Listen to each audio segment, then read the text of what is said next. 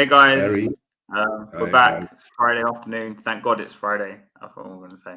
Yeah, we're back. And Harry, wait, I got to say this thing, Harry, right? How long have you been doing this? 3 years. How long have you been doing this YouTube? Yeah, 3 years. Bro, get an intro. No, I did have an intro, but Get TJ to make you an intro, bro. what, Or him Elijah. turning up, yeah. Oh, naked TJ. We want naked TJ. But no, I guess this is the I only did, time we're gonna laugh. I did have one, but I Mhm. don't use it because of certain reasons. But anyway, Copyright reasons, right? Couldn't get a simple one. no, yeah. Anyway, but I meant a certain person created it, so I can't use it. I don't want to use it anymore. Oh, okay. Yeah, you'll tell You know me what I'm talking about, right? Yeah. I can't remember. Oh, now I remember. Yeah. Okay, maybe I'm just guessing, but we'll talk about it in the back room later. All right, but all right, let's get back to the football, guys. Right, back to the Spursdom. The meltdown has started. The defense has started. Right, the Bayern game. Right, the one. We are shit. It's preseason. We are shit. Right, and I'm saying, I do watch-alongs, guy, and half of the one part of the game I was sitting there, right, especially when we were defending, right. I said they're cutting through us like butter. It reminds me of Ange ball. Okay, the Bayern game. I did watch along. I'm sure Harry watched it too, right? I did a watch along, right? I seen these two things. Number one, our set play defensive work has improved a lot, much more composed. We get to the ball first. I think that's the focus and attentiveness that's been coached into them. And the other thing is that is one positive sign, right? The next thing, when we play the high press and when we lose the ball, right, it goes back to Ange ball. We're all over the place again. The whites are open, right? And the players are just running through us, just sweep right through us from the wings. We keep losing out in the wings again.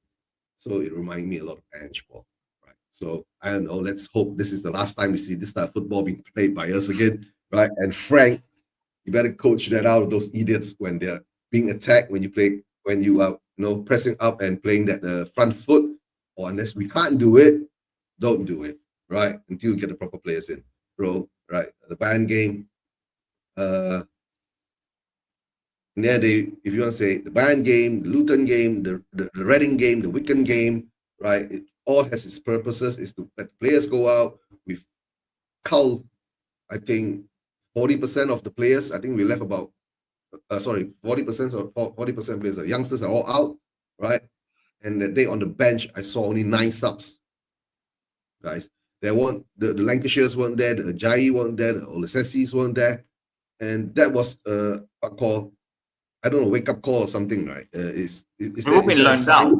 Lancashire went to. Is that a sign? Is it a good sign that we're going to bring in, top quality players to fill up those spots, or is it one of those, Tottenham Hotspur?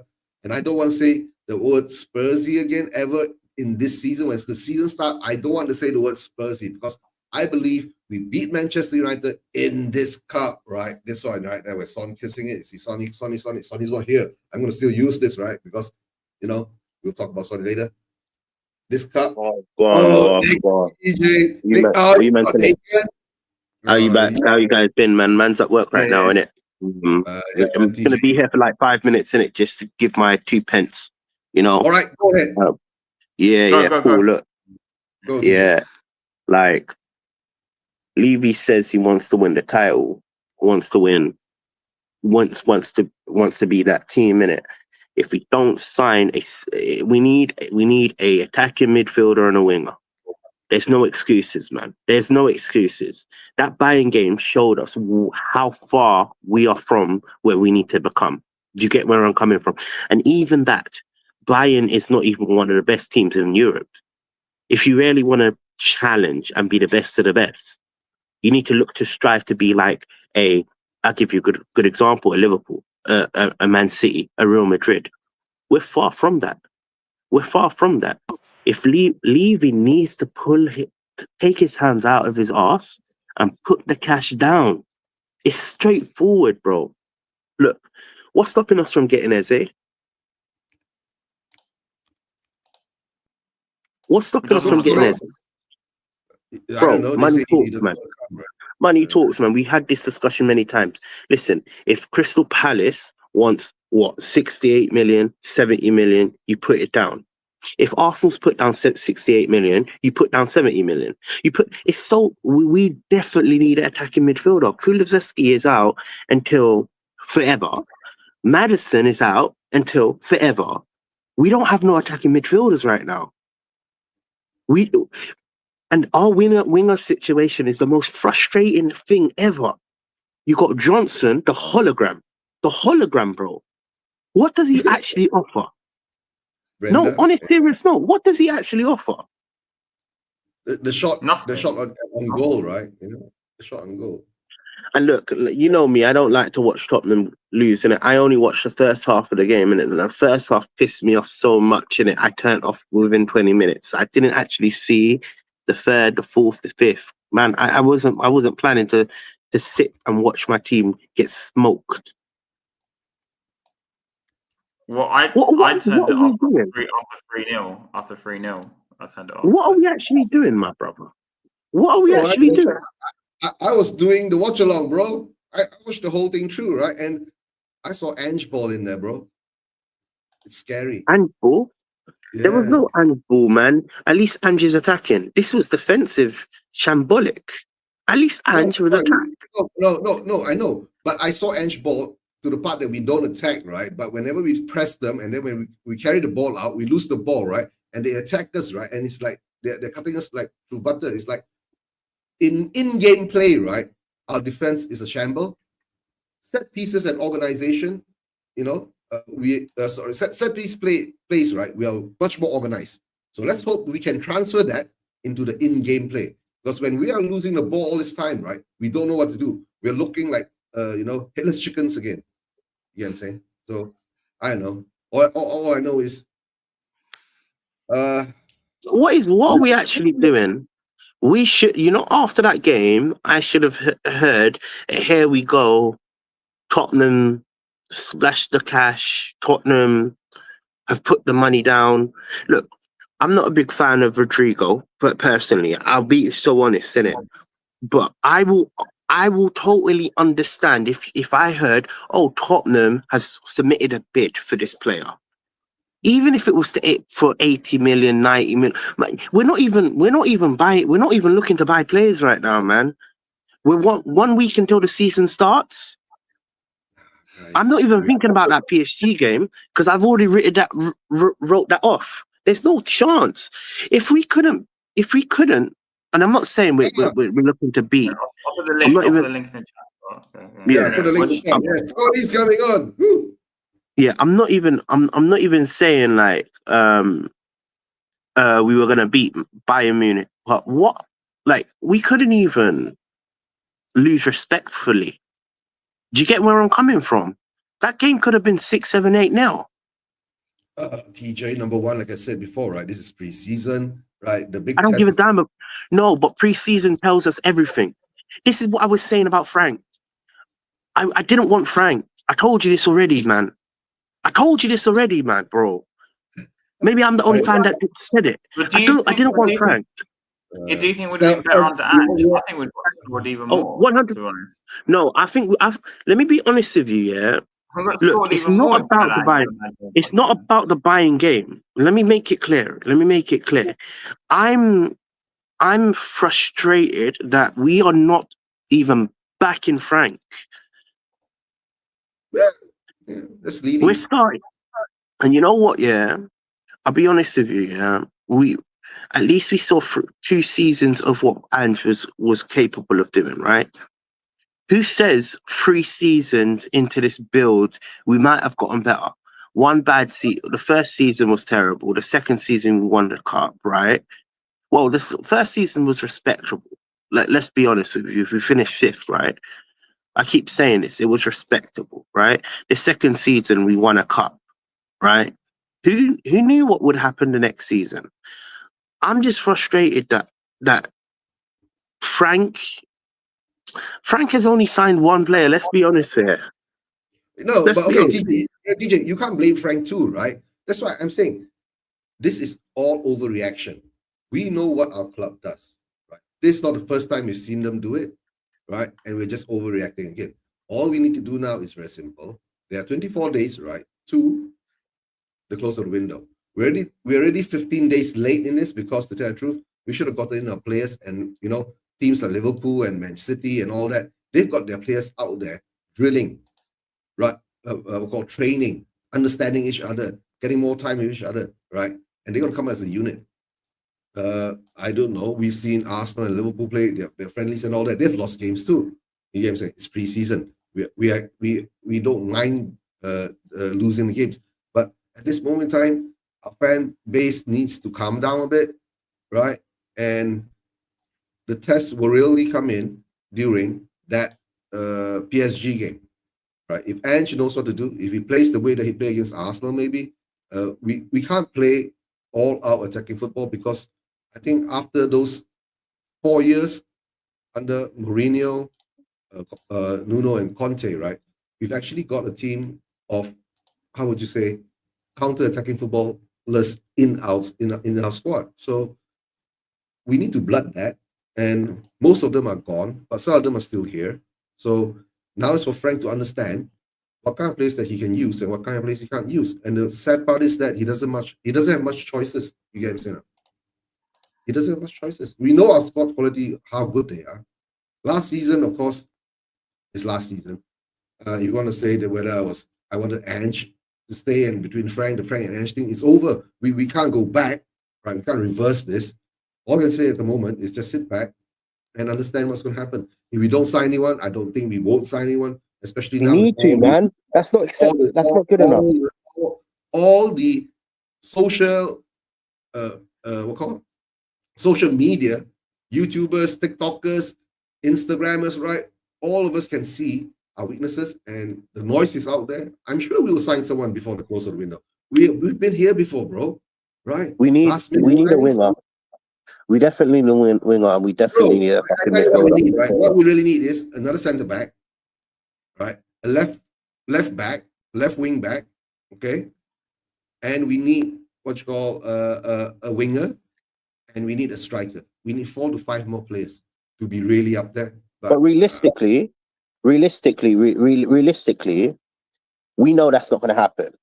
The main positions that where I can actually hands on heart say, okay, cool. If we get these positions, I'll be like, cool, respectfully, next window we can focus on the other position. Attacking midfielder and attacking midfielder and a winger. Personally, if we get them 2 positions, I will be like, I'm not going to be confident with the season, but I'm going to be like, fair enough. We're not going to get a centre back, a left back, and an attacking midfielder and a winger. It's impossible, man. And if we were planning to do this all of this summer, we should have got our signings way before this point. We've already finished our preseason tour, man. TJ, we already got our striker, and we really got our left winger, right? Number one is we signed Tistel back. Don't forget, he's still here. So that covers waste the 30 million, man. Waste the 30 million. I'm sorry. And then we got Odeberg, right, on the left, coming up, right? You know what I'm saying? Right. And big up, okay, guys. Guguma, big up to you. Long time no see, right? Guguma, long time haven't been in chats, right? And Scotty's on here too. The OGs are back, right? Back from 5 years ago. Oh dear. We've seen it all, right, Scott? It'll come back to square one again. This is what Spurs does to you. Yeah, listening to TJ, and he's making a lot of good points. I don't agree about not wanting Frank, but fair enough. Everybody can have their own opinion on who they want, but it's all the same things we've been talking about since we started back 5 years ago, as you say. Not bringing in the players you want. Like TJ said it perfectly. How have we not brought these players in by now? Like the idea that we're going to now, even if we do get the players we want, it's going to take them time to adjust. We know that. We've been saying it for years, but That's what's always the most frustrating, and I say it every year, is that we say the same thing every summer, and the club never changes. We knew going into the summer, everybody knew this summer that we needed more creativity in the team. I don't think there's any Spurs fan who wouldn't say that we needed better in that area, right? Even the people who were angry about Frank being sacked and Ange being sacked and loved Ange, even those guys would say we need more in our attack. We need better wingers. We need more creativity. We said all year last year we rely on Madison. When Madison is out, we have nothing. Our team can't create anything.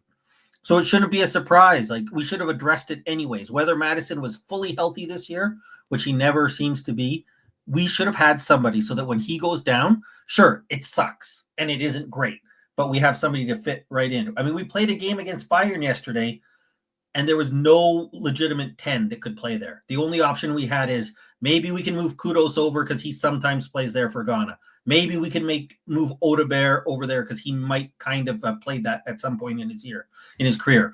We put Sarr there because he's a midfielder, right? Like, how is it that we don't have somebody who can naturally play 10 for us that can fit in? But that's the story of Spurs, right? That's what we've seen under Daniel Levy since he's owned the club, that we never have what we need.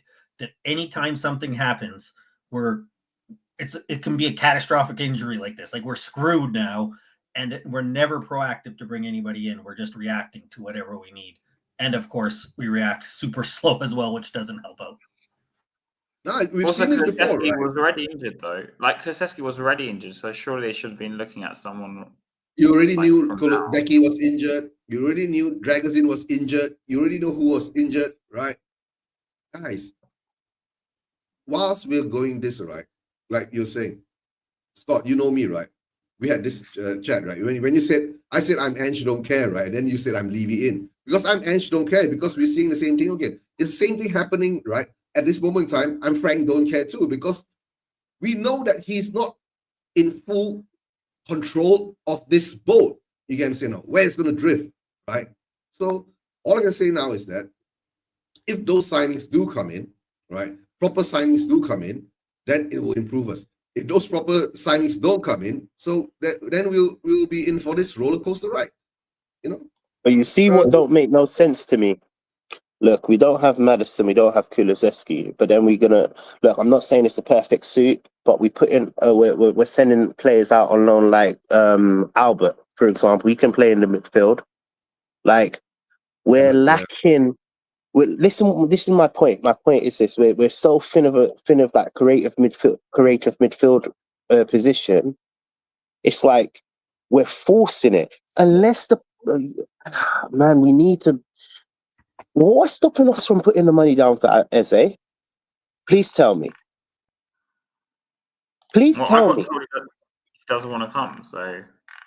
Now, there are two reasons, right? Number one, we don't have the money. Number two, he doesn't want to come. So what's the reason? Why don't we have the money?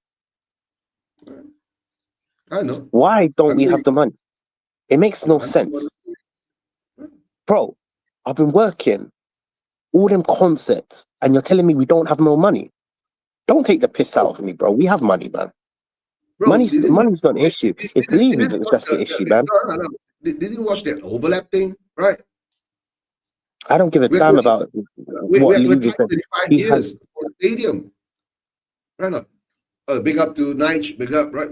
I know, guys. I'm just saying, right? It's a euphemism or something, right? It's always, we don't have the money. We have to sell to buy. Bro, it makes no sense, though. Okay. It's just the ambition. Logically, no. Wait, let me tell you this, innit? Logically, it doesn't make no sense, innit? We moved into that stadium. I'm sorry, I'm not having that because logically, I've been working for. I basically work every event day, and you're telling me that this club don't have no money. You're lying to yourself, man. No, we're all lying to ourselves. No, that is one part of that narrative is out that we don't have the money. It's because that they're saving it up. I don't know, right? Something to do with the stadium, maybe. There's some certain we call restrictions, right? That we can't spend a certain amount that we can't make, right? I'm really not sure. But all I'm gonna say is that, right? What's the point of moving into the stadium? Okay, look at last What's the season, right? point? No, The no. whole What of was the last point of season, moving into the stadium then? the I'm point of sorry, I'm moving not to the having. stadium, the point, I'm bro, actually pissed off, bro. What's the bro, point? the point. If we don't have money, Okay, every hold single on, year hold it's on. we don't have money. It makes no sense. The question with Spurs now, right? The point of that stadium is, right? What do you want to jump on the show and talk about Tottenham? What do you think about Bayern, bro? Think what about Bayern? Hold on. Hey, you guys carry on talking. Yeah. Okay, all right. When he's not naked, right? He's asking someone to join the show. Guys, right? I'm not saying that we don't have money, right? The thing is that we do have money. We are supposed to be the 9th richest club in the world, but then you must understand the money-wise, right? The value, right? The value, right, of it being 9th richest because it's of the stadium, the cost of the stadium, the value of the stadium also is there. And we have, I think, what the highest turnover, right? But our accounts, right? We're in the negative. You get what I'm saying? So it shows that we don't have money. Simple as that. That's But is how it because we're that's how still I see in it. debt? We're in debt because of the stadium. Is that what you're saying? Sorry. Yeah, bro. We borrowed something like what 600 million or 800 million pounds, right, to build that stadium. So we have 35 years to pay it back. Remember COVID? We took another 100 million pounds or some shit like that, 500 million pounds, right? That we have to pay back. So there are a lot of paybacks, right? But okay, come down to it, right? It doesn't matter. It's all about ambition, right? I was about to say this. Look at Manchester United, right? The whole of last season, we were laughing at them not having money, right? The stadium has a waterfall, natural built-in waterfall. We were laughing about that, right? Hold on 1 minute. Hear this out. Listen, regardless if we did have money or we don't have money, we have 60 million for Gibbs White, 17 million for Højbjerg, Son, 20 million. That's near enough 100 million or something on the lines of it. Yeah. So we have money. Hold on 1 second. I'm coming back. All right. And then what he was saying, right? 55 million for Kudos we bought, right? 35 million that we had to pay for Tel. 12, 15 million for Denso. Doesn't that balance that out to zero? But guys, apart from arguing about we don't have the money, we have the money, right? The Bayern game. I don't know, where's Scotty gone to? If he's still around. Scotty, you here? He said he's had to go step out for like a few minutes. That's what he said. Yeah, I know. Has, you watched the game, right? What are your thoughts? Do you really want my thoughts about the game? Yeah. Because I did a TJ. I watched the first like hour and then we went 3-0 down. I switched it off and I was like, I'm going to watch something better because we were getting torn apart. We couldn't string 3 passes together. And I was like, you know what? I just don't watch it. It's preseason, right? You don't watch Ange ball.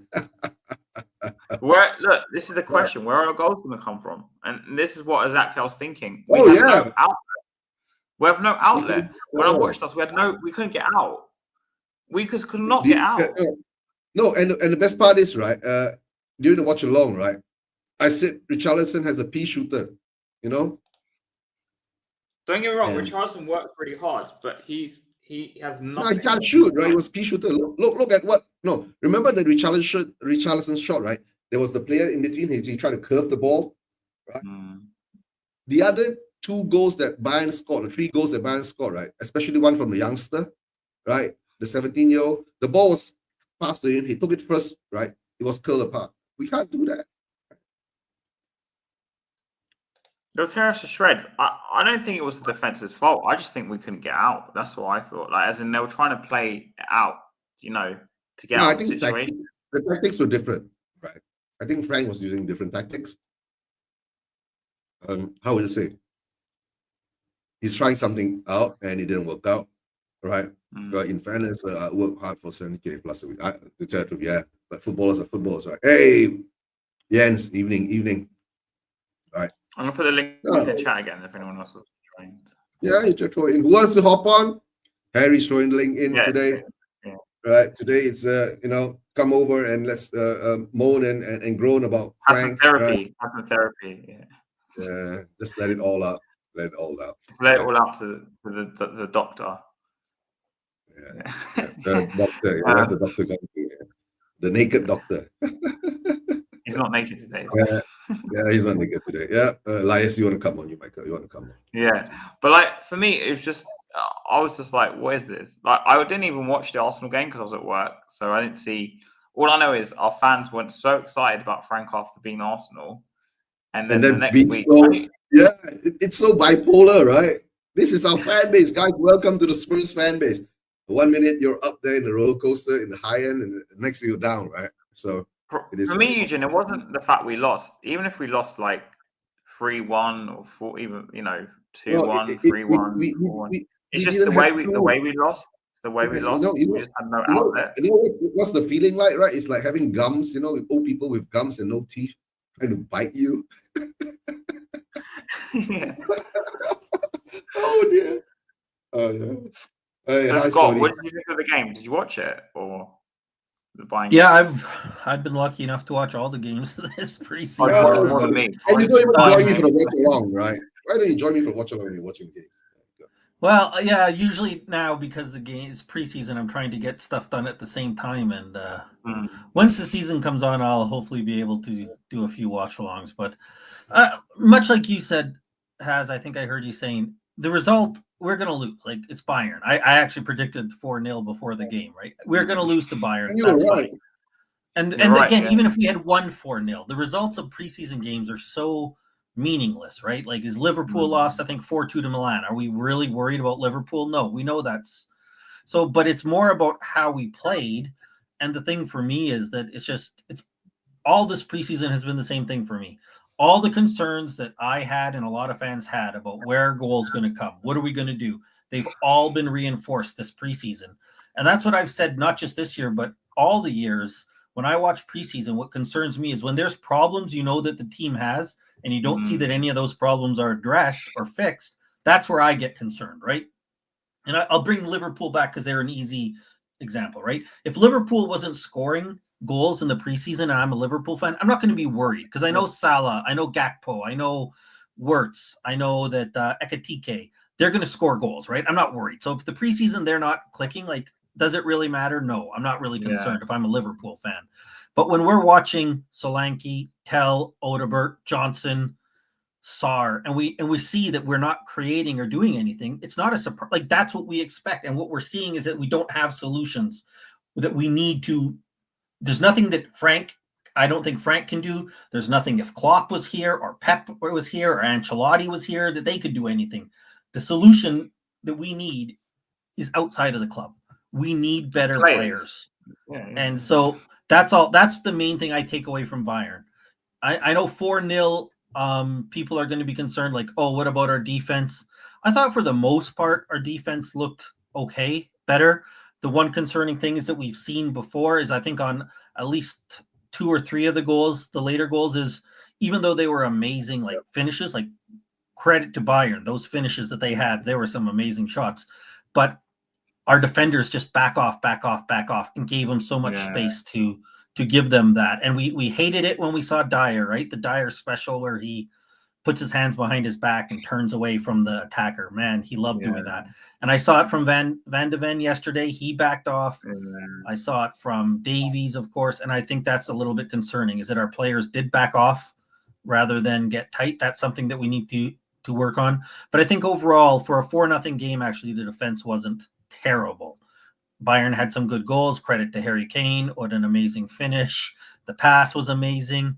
But the structure was fine. That's what I've been seeing all preseason long, is that we're not seeing those massive gaps where the opposition can just kick it behind our fullback and their wingers have about 50 yards of space to operate in, where we're not looking at Mickey Van de Ven to have to run back because he's 1-on-1 or probably 3-on-1. And if he doesn't make that last tackle, we're screwed. Still stuff to work on for sure. But overall in the preseason, what I've seen is that we're defensively, we look like a proper defensive unit. That doesn't mean it's going to be perfect. And when you're playing against Bayern, you're going to get burned. But the real concern is, I mean, we cannot go in and think that we are going to compete in the Premier League, and certainly not the Champions League, if our front line is some combination of Tell, Odebert, Johnson, Solanke, who am I missing? Richie, and then Kudos, who's fine, but he can't do it. He's not a player who who's just going to take on the whole team and do it himself. He's a good player, maybe a very good player, but he's not prime Bale, right? He's not prime Sonny and Kane. He can't do everything and beat a whole defense. That he's not going to do that. And it's not criticizing him, just the reality of what he is. And if we don't get those players, okay, yeah, carry what on, are we sorry. going to do? Yeah, I don't know. Yeah, who he's that still is, here. so- Lanson's still here. Still, yeah. So I don't, that's it. Like it was what I expected out of that game. And I heard Eugene saying earlier about the kind of going back to that Ange ball. What I did see, what was really frustrating, and what I think hurt the defense, and why we saw it is much like we saw when we were doing our watch alongs before, Eugene. We would win the ball back, and how fast was it in by? It went. We won the ball. Straight back to the Bayern player, and they're right back at us. Eugene and I talked about that all the time when we were doing it, and that hasn't changed. Is that we'd win the ball back, we'd maybe make a good play to win the ball back, but within 10 seconds, Bayern had it back and were coming at us again. That's something we need to fix. Yeah, and I don't think you have the players to do that. I think that's going to have to be an improvement in midfield and attack. Is that we need players who can hold the ball up. Something like, what do you think about Paulinho? It helps, right? Were you able to gauge anything about Paulinho? I didn't feel it. I didn't, because I didn't have a proper stream to watch it through. I didn't feel that he was that present. Is it a good sign or bad sign? You know what? Paulinho to me looked like a guy who was playing his first game of the preseason. And this kind of gets back to what we were saying, is why you want to get players in so that that game for him, there was some bad when he kind of dove down and people thought that he should have got that they wanted a foul there. I don't think it was a foul outside the box. I don't know if you remember that. He kind of fell over. He was just weak. Like, that was bad. He had some other good times. Some of his tackles were quality. The penalty, which shouldn't have been a penalty, he actually didn't touch the guy, but you could see how he can go in and not make that mistake. If there was VAR, I don't blame the ref, because I thought it was a penalty live. I was watching on Sav's Preseason, right, he thought it was live. I heard other people live. It looked like a penalty. VAR would have called it back. So I think that for me, Paulinho looked like a guy who hadn't played much. So there were some good moments and some bad moments.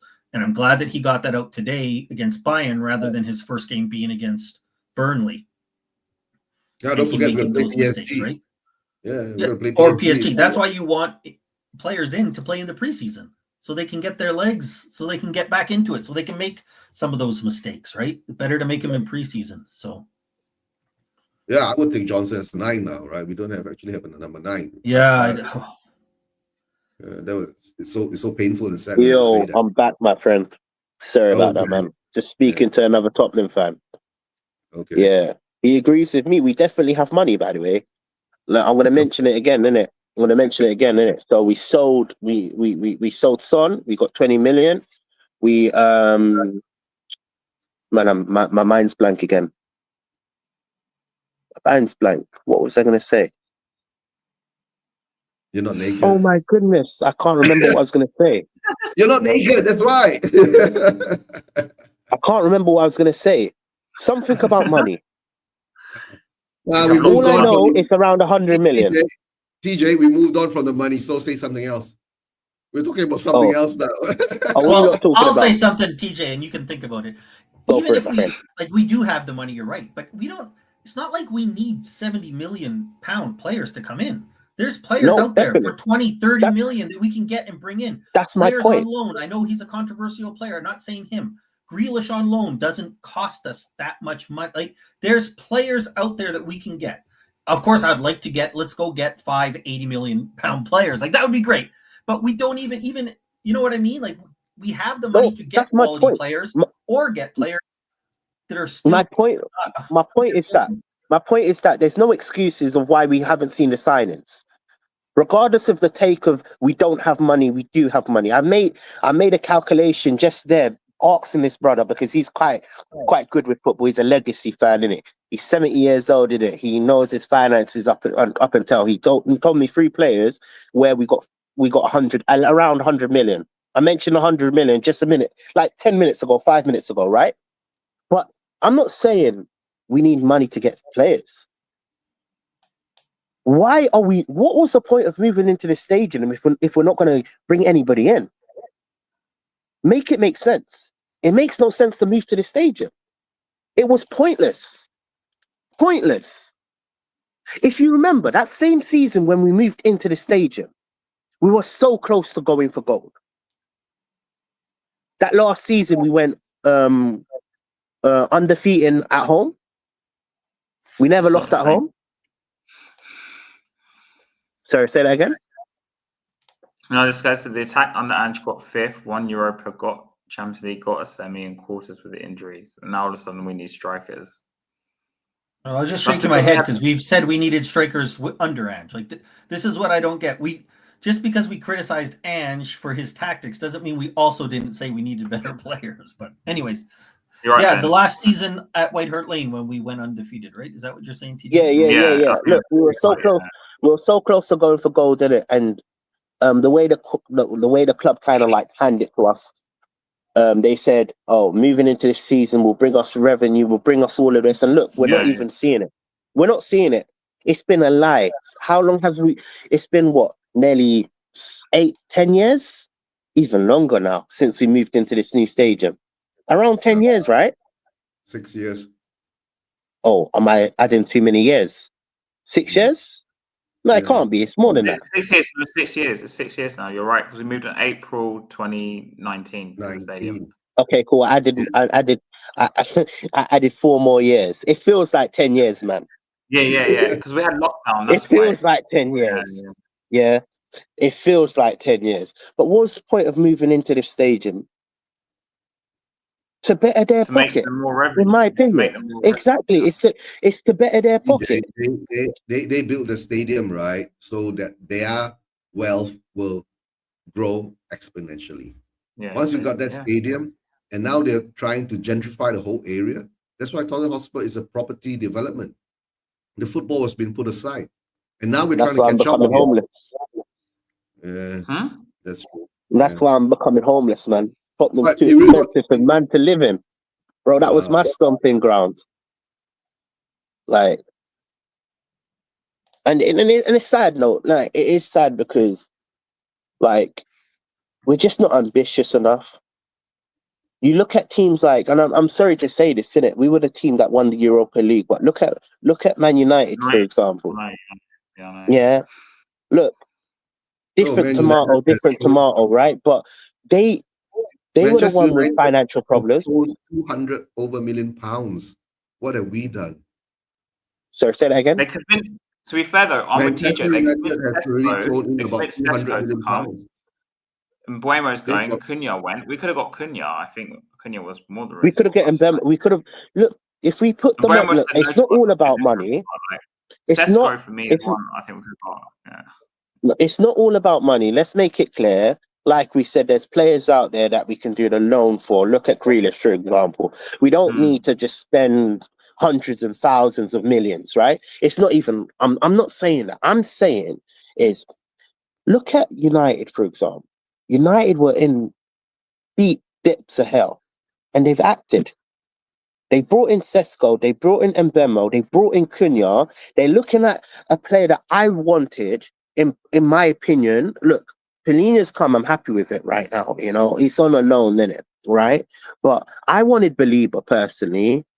I wanted Belieber over Walton. Remember, we were getting linked to Walton. I personally wanted Belieber, personally, right? But now they're getting linked to Belieber, and they were meant to be in financial problems. So make it make sense. But it don't make no sense. They know how to sell players. I mean, they're selling Garnacho for was it 40 million to Chelsea? Was it 40 million? No, but the way they even they haven't sold a lot of their players that they bought for a very high price. Like they can't get rid of Højlund, they can't get rid of this and all that. But what I'm saying is, right, we've been laughing at Manchester United from last season that, you know, when they had to sack the tea lady, right, the cafeteria debacle, right, the waterfall in the stadium, right. But the thing is that now they are acting. Look at that. Sesko, Cunha, and Buemo is 200 million pounds. A whole new front line. Yeah, and Belieber as well.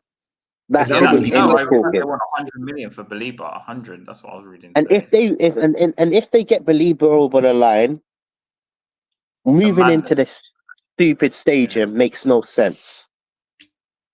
Makes no sense, in my opinion. Made no sense. It Made doesn't no make sense. sense. Right now. Well, the It- problem with moving into Go. the stadium is we've increased our spending in the new stadium, but we haven't adjusted how we spend. Right? We still don't have a football plan. We still don't have proper football people. Like right now, how much times have we spent the last 2 years saying, "Is Paratici involved? Isn't he involved? Oh, is Lang making the calls? Is this guy like?" And part of that they'll say, "Well, Paratici has all his legal trouble." Then don't have him be part of the team, the club. Where Scott, it's not like he's the only guy or he's so amazing. no, Go Scott, in and bring a proper football have you person not- so that we're making decisions that are proper. But we never let football people make football decisions. And whether you're like TJ said, if we're in this new brilliant stadium bringing tons of money, what difference does it make if we're still being donkeys when it comes to football transfers, right? The new stadium doesn't help us if you're just making the same mistakes that you did at the old stadium. It just means now we make more expensive mistakes rather than No, yeah, cheap mistakes. we've been making too many expensive mistakes with Charleston, Solanke, and Ndombele, right? You add those three together, it's past 240 million pounds, right? Down the drain. We don't see the quality in them, right? And now we paid 40 million for Archie Gray, hoping that he will turn into something good. I don't know whether he'll turn up or whether he'll develop to be a. And this 80 is an million pound expensive player. mistake. 30 million for Tell makes no sense. I don't understand Mate, why we the done it. Chelsea man, I don't the see Chelsea no. man pisses me off so It much makes as no well, man. sense. Yeah.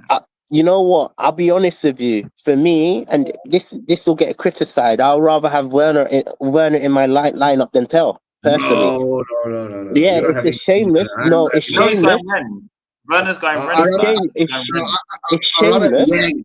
I'd rather have Yang then. No. No, Don't bring I know him. it's shameless, isn't it? But at least I know Werner will run at the damn goal. You know what I'm talking about? At least I know Werner will run at the goal. It's shameless, but Tell is a waste of money. Another expensive mistake. Not worth 30 million, in my opinion. Not even worth 15. We spent 40 on him with the loan. 40 Yeah, on with the Tell. loan. It makes no sense. 45 Man. wasn't it 35 and 10 million on the Oh, loan remember last we year, took then him for a 35 to loan. buy him? We took him for loan in January. That cost us 10. Yeah. Problem is with Tell, is that money, and I've always said this, especially these stupid transfers where they spend like 30 million on young, like 40 million on Gray. We could have bought a first team midfielder for that money, or added that Now money we're to another. seeing, and now we're seeing players like Jackson being linked. That's all I want to talk We about. ain't I swear buying down, Jackson. if Come on, we get ain't- Jackson, Why I are we swear paying- down on my Why- life, I promise you, if we why are go we for paying- Jackson, I will start the riots at Tottenham. You guys can Why- join in. I We will ain't start gonna- it. By the way, we are not going to put down 80 million pounds for Jackson. Come on. knowing Tottenham, they might. Nah, they won't. It's Daniel Levy, bro. But we Yeah, I weren't in don't. with him. Jackson has too many.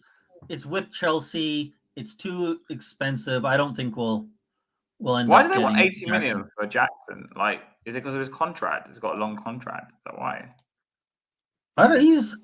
I think Jackson gets. I think if Jackson played for a non-Chelsea team, we wouldn't hate him so much. If you look at his stats, they're actually not nearly like he scored more goals than Solanke did last year. Yeah, But Chelsea. I don't think he's 80 million. Don't get me wrong, but yeah, there we go. The real thing is though, we shouldn't even. You say no, I wouldn't want Tell over Wiener, but the fact that we can even have a Wiener versus Tell conversation is the problem, right? The fact that it's That's not true, immediately dismissed. Yeah. Like if TJ's out here saying I'd want Werner over Prime Son, we'd laugh him off the stream. If he said I want him over Defoe, I want him over Berbatov, I want him over any of the former attackers that we had, right? I want him over Bale. I want him over. We'd laugh him off the stream. But now he's able to make that comment because our players are so poor. We're at the level where we might say, no, we want Tell over Werner, but we can't even like really mock TJ for saying that because you can actually have a bit of a debate about it, which is you terrifying. can. Yes, you can. That's the that's- level that tells that. And that's the damning thing. That's the scariest thing. That I can say a thing like, I would rather have Werner over Tell. That's how low our squad is. The squad level is terrible. Like, even when you think about it, look at our striker. Look at our striking position. Solanke, We all know that Richarlison and Solanke are not on the level for Tottenham. But you've got fans that are saying, yeah, Solanke's the guy. Would you guys take Leao? I 110% put it down. Before What's- I would have said no. Before I would have said no because there's better options. But we're so desperate, I will take anybody at this point. Who? Apart from What? Jackson, let me make it clear. Spurs do to you. That's what Spurs does to you. It makes you so desperate, right? Then in the last minute of the transfer window, we will bring in 4 players, right? Whoever they are, right? Not up to the quality that we want, and we'll just have to take it.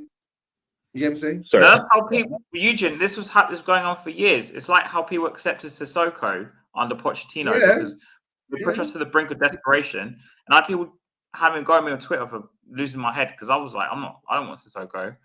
And then they were like trying to justify the signing. Oh, he's good, he runs and whatever.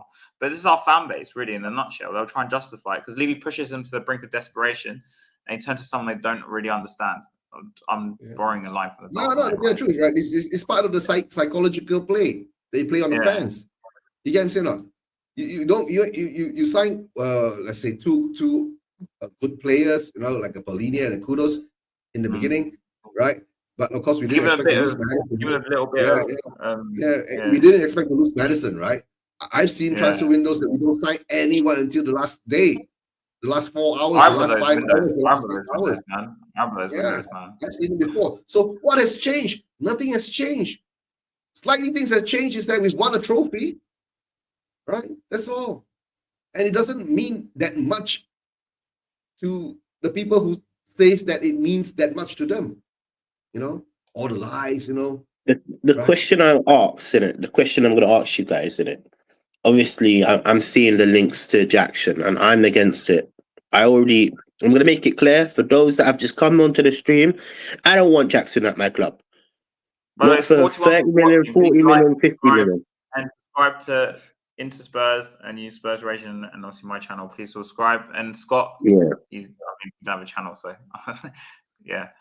Guys, I'm going to explain this, right, guys? Scott is a terrible troll when he's in the chats, right? But when he's live, right, he's a wonderful guy. Look at that. How can you not like him? Look at the face, right? But he's a happy guy. Why does everyone make out Scott's miserable? I don't know. The question I say, when I come on and talk to you guys, we all have a good time, and that's what people who don't know me can say what they want. The people who I actually talk to, we get along great. Yeah. All right. The question I'm going to put out to all of you guys, Jackson, I think, is 24 years of age, right? So that he can improve massively, right? If it gets to the point where we're running out of options and we just need to go for someone, innit? Would you say you would let it go by?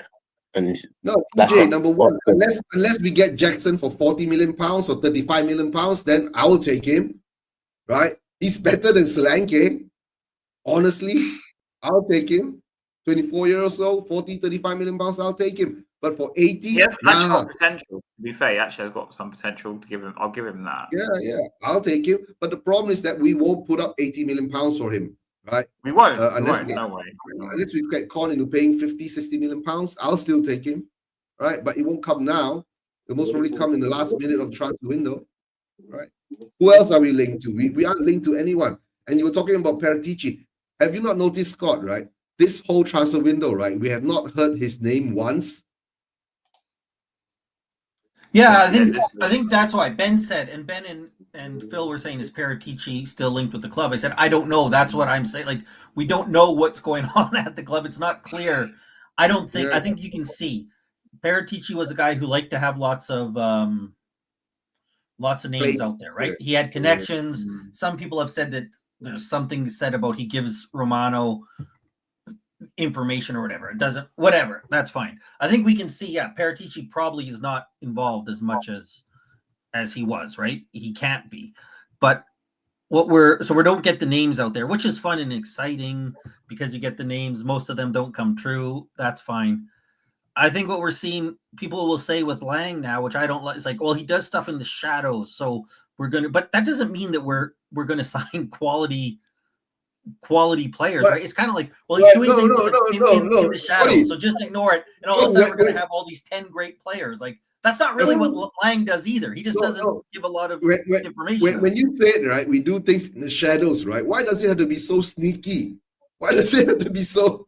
Well, I don't know if he actually does. I think it's just that's what we want to believe, right? Because if you say, hey, he's doing things behind the scenes that we don't know, that means that there's something coming. If you say what's probably happening is that our transfer team is incompetent and nothing's going to come, that's not as funny to say because it's not hopeful. No, Scotty. You know what's the worst thing is that he's actually doing nothing.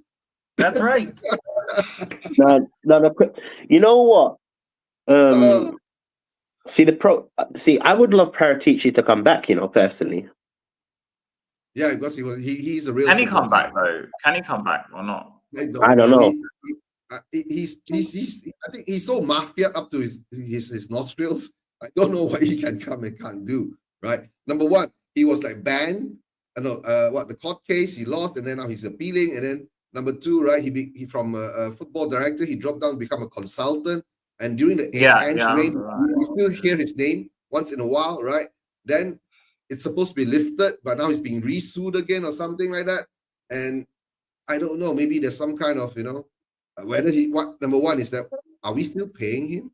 Right? If we are still paying for doing nothing, that's a weird thing, right? But we do a lot of things like that, right? So the thing about Paratici, he has a good phone book, He has good connections that I don't think Lang has, to be honest with you. Just look at the quality of players we've been linked to under Lang, and look at the quality of players we've been linked to under Paratici. For me personally, it's a no-brainer. He should come back if he can come back, to save our window. But right now, it's weird. I don't think he'll want to come back, right, after dealing with Levy. And to the what? worst part is that, no, Who you talking about?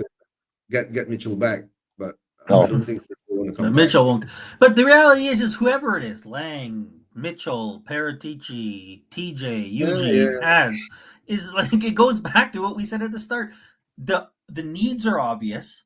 There's so many players out there. Like if you look around, there's probably never been more available players because of so many different factors, and especially like how much money those teams in Europe do not have. The leagues don't have the same money that the Premier Leagues do, right? They don't have the same TV deals. They don't have the same worldwide international appeal that brings the money in that we have. It shouldn't matter who's there. The needs are there and there's players out there. How are we not filling the need? Again, we've known that we needed better left wings. The club knew Sonny's leaving all summer, right? They've known. It's not like it was a surprise. Yeah, I know. How did we not? And if they're going to say that Tell and Odebert are our two options, like that's terrible planning. That's doesn't matter who's the DOF. Doesn't matter who's making choices. That's you can't have Odebert and Tell as our two options. No chance. Surprised. I'm surprised we haven't gone in for someone like Adeyemi from Dortmund. Just recently. You really like him. Oh, honestly, he's a phenomenal player, man. Phenomenal player. He can play the striker position. So many players we can list off. I don't even have to be a scout. I can name 5 players that can fill that role. Really and truly. I know we've not been linked with anyone, but I do a podcast with someone else. He suggested a name. I mean, it might be a bit of a stretch for us, but Morgan Rogers at Villa. Do you think he'd be a good fit?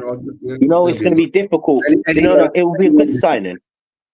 Yeah, it would have been. It would be a good. Go for it, sir. Why don't we change the next subject, right?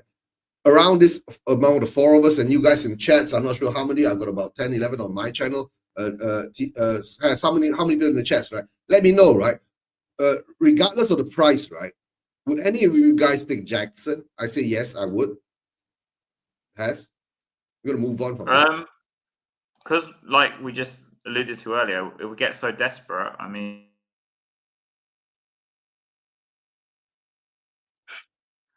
yeah, has you there? I guess it was so desperate. Yeah. What other street can sign? You think? Yeah. Hmm? Scott, would you take Jackson? In like ignoring the 80 million and ignoring the fact that he's at Chelsea, I think he's an upgrade over Solanke and Richie, but I think there's better out there. Like I'd rather get Awissa, I'd rather get Callum Wendo, I'd rather get. There's other players out there, Kolo Muani, although I think he's going to Juve, but I think he's an upgrade over what we have. But I think that there's better fits, and I also think that with it being Chelsea, I don't think we're going to do deal with them, and I don't think that we're getting him for the ridiculous money that they're quoting. So, but yes, I think I would if it was a reasonable price and not Chelsea, I would take him. Just in terms of we had no choice, right? All right. So yeah, if you word it like that, if we don't have a choice in it, I would obviously take him, right? But I don't want no Jackson near my squad, man. Like, I'll be so honest with you, there's better strikers out there, you know. Like, for me, it makes no sense if we're gonna be spending 80 million on Jackson. Right now, but if this were like something like a 25 or 30, even less than 30, maybe like 25 to 20 million, I wouldn't mind taking a punt. Because we're so desperate. It's only desperation. That's the reason why I want him. We have another 20 over days and we're so desperate. I mean, he scored 14 goals 2 years ago and 10 goals last year. So he's not terrible. I think there's a little bit of hyperbole because he has some big misses and because he's Chelsea. But he's not terrible. There's worse strikers out there like Richarlison, and I would say Solanke. But I understand why people don't want. Like I'm not.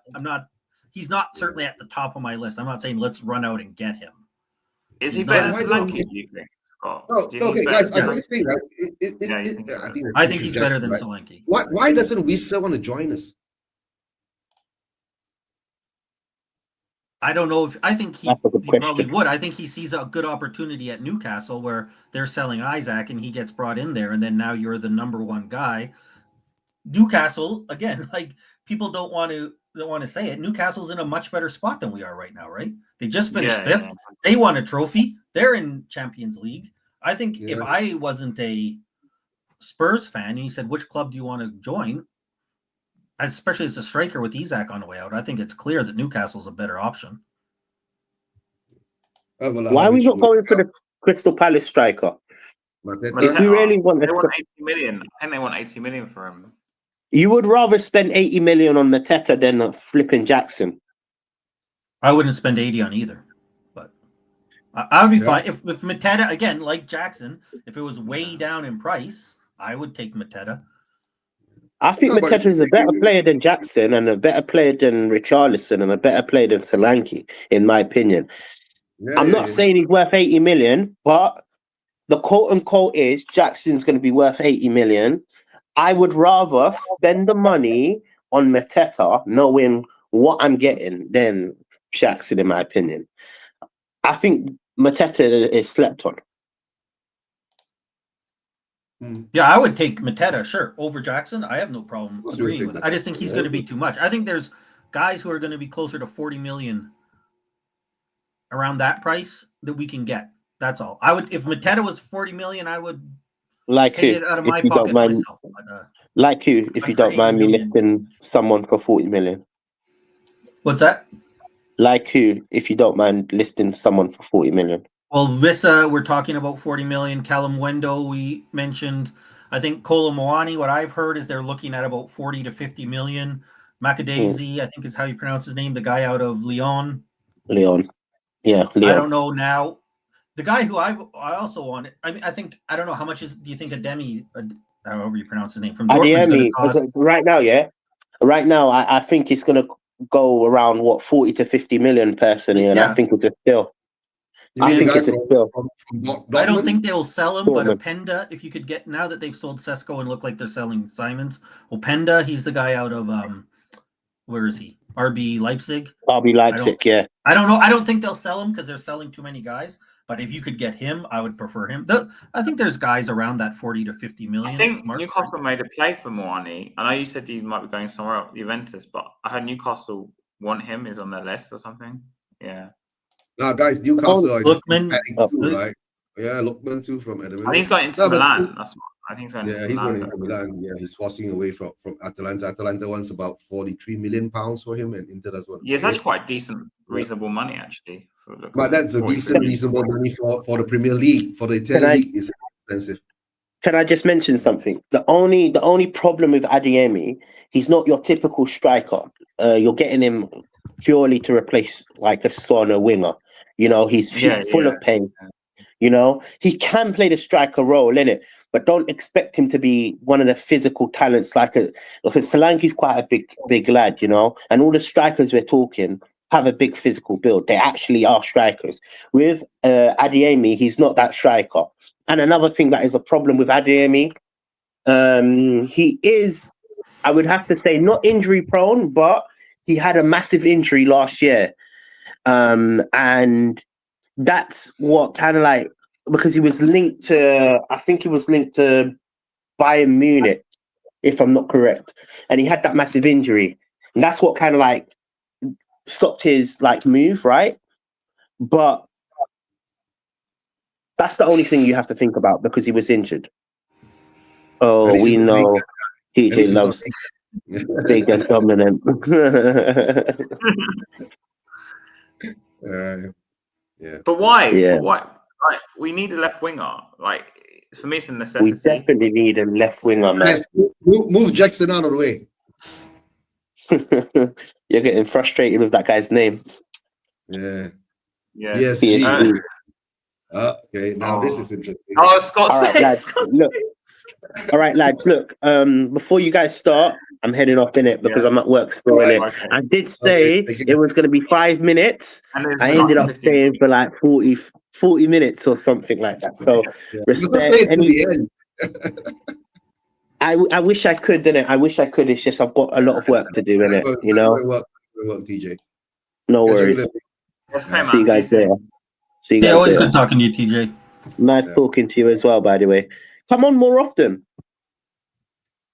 We'll see. Maybe I'll be on more. I've talked to Haz and Eugene a lot, so maybe I'll come back more with them if they're doing streams. These are the kind of streams I like to come on. Choice actually for Ferran Torres. We were linked with him before, but yeah. Very cheap option. No, Ferran Torres, very cheap option. We're so desperate right now. I would take it.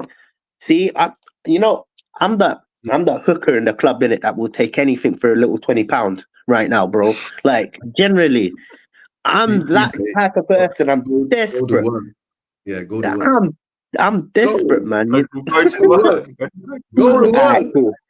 Wait. One last thing. One last thing in it. Have you been on Tottenham High Road at night? Them girls in it. Yeah. Them girls are none. Bro, listen. They will do anything for £5, bro. They will double it for £20. Trust me. I'm that person right now. I need anybody in my club. But guys, love and respect. All right. See you later. Right, see you later. All right, take care. Yeah, when he's not naked, it's the girls on the high road. Yeah, mate. Yeah. Oh, here we go. PSG on Wednesday. I can't believe it's actually so soon. Like, yeah, it's gone quick. It's actually gone quick. 1.5 months just burned through like that, right? 2 months just burned through like that. Since like the season ended, like May, June, July is just gone, like just like that. No, but the thing is that we expected us to improve, right? The squad, the team, but no, we expected us. But I to tell the truth, right? A lot of people say that we have improved, right? We have improved, right? Because we really gotten in what's his name, Paulinia and Kudos. But the problem now is that we've lost Sonny and we've lost Madison. So I think it brings us all back to square one again. So we've not improved, and let's hope that we don't regress. But against PSG, I'm not sure. Scott, let's get your opinions first because you were shaking your head. You're going to do a watch along with me? PSG game, I may have to do a watch along at the Mamak store. Yeah. 3 a.m. Yeah, we'll see. I mean, I'm shaking my head because we have one kind of hope is that I know it's kind of a trophy and it's kind of not fully preseason, but it really isn't also like Champions League final. So PSG's had a busy summer. And maybe the hope is that they don't want to go crazy all out and that we won't get embarrassed because of that. But the reality is if PSG treats this like they treated the Champions League final, we're going to get destroyed, and it's going to be okay, not Scott, fun to watch, and it's going to be embarrassing. I'll give you a question, right? If we defended like we played against Arsenal, do you think that will help? I think, yeah, I'd like. Maybe when I say embarrassed is a little bit strong, because I do think Frank will set us up in a way that we're not going to be like wide open and chaotic and all the other silly things we saw. Like the Bayern game, game. But we saw at Bayern when they had players like Olise and how he could just have free will going around us, and the way that even like Kane and Coleman, how fast they can pass that ball around with each other and just open you up, whether you're a great defense or not. I mean, Inter Milan is a very quality defensive team, and PSG could rip them open with the players that they have, with Dembele and Kurtzavala and their midfield, Vitinha, and all their midfielders can pass the ball probably better than any of our midfielders, right? And they're just going. That's the concern that we have. And then that doesn't even get into the wing backs that they have out there that can come in and rip you apart. So, Hakimi and like, all that, what are we right? looking at? Like, this is, am I wrong? We're looking probably at a front line of Tell, Richarlison, Kudos. Something like basic, that. Right? Yeah. Some combination of that with somebody in the 10. Maybe people would say you're looking at in the 10 either Bergvall or Sarr, right? Like, what are we going to do?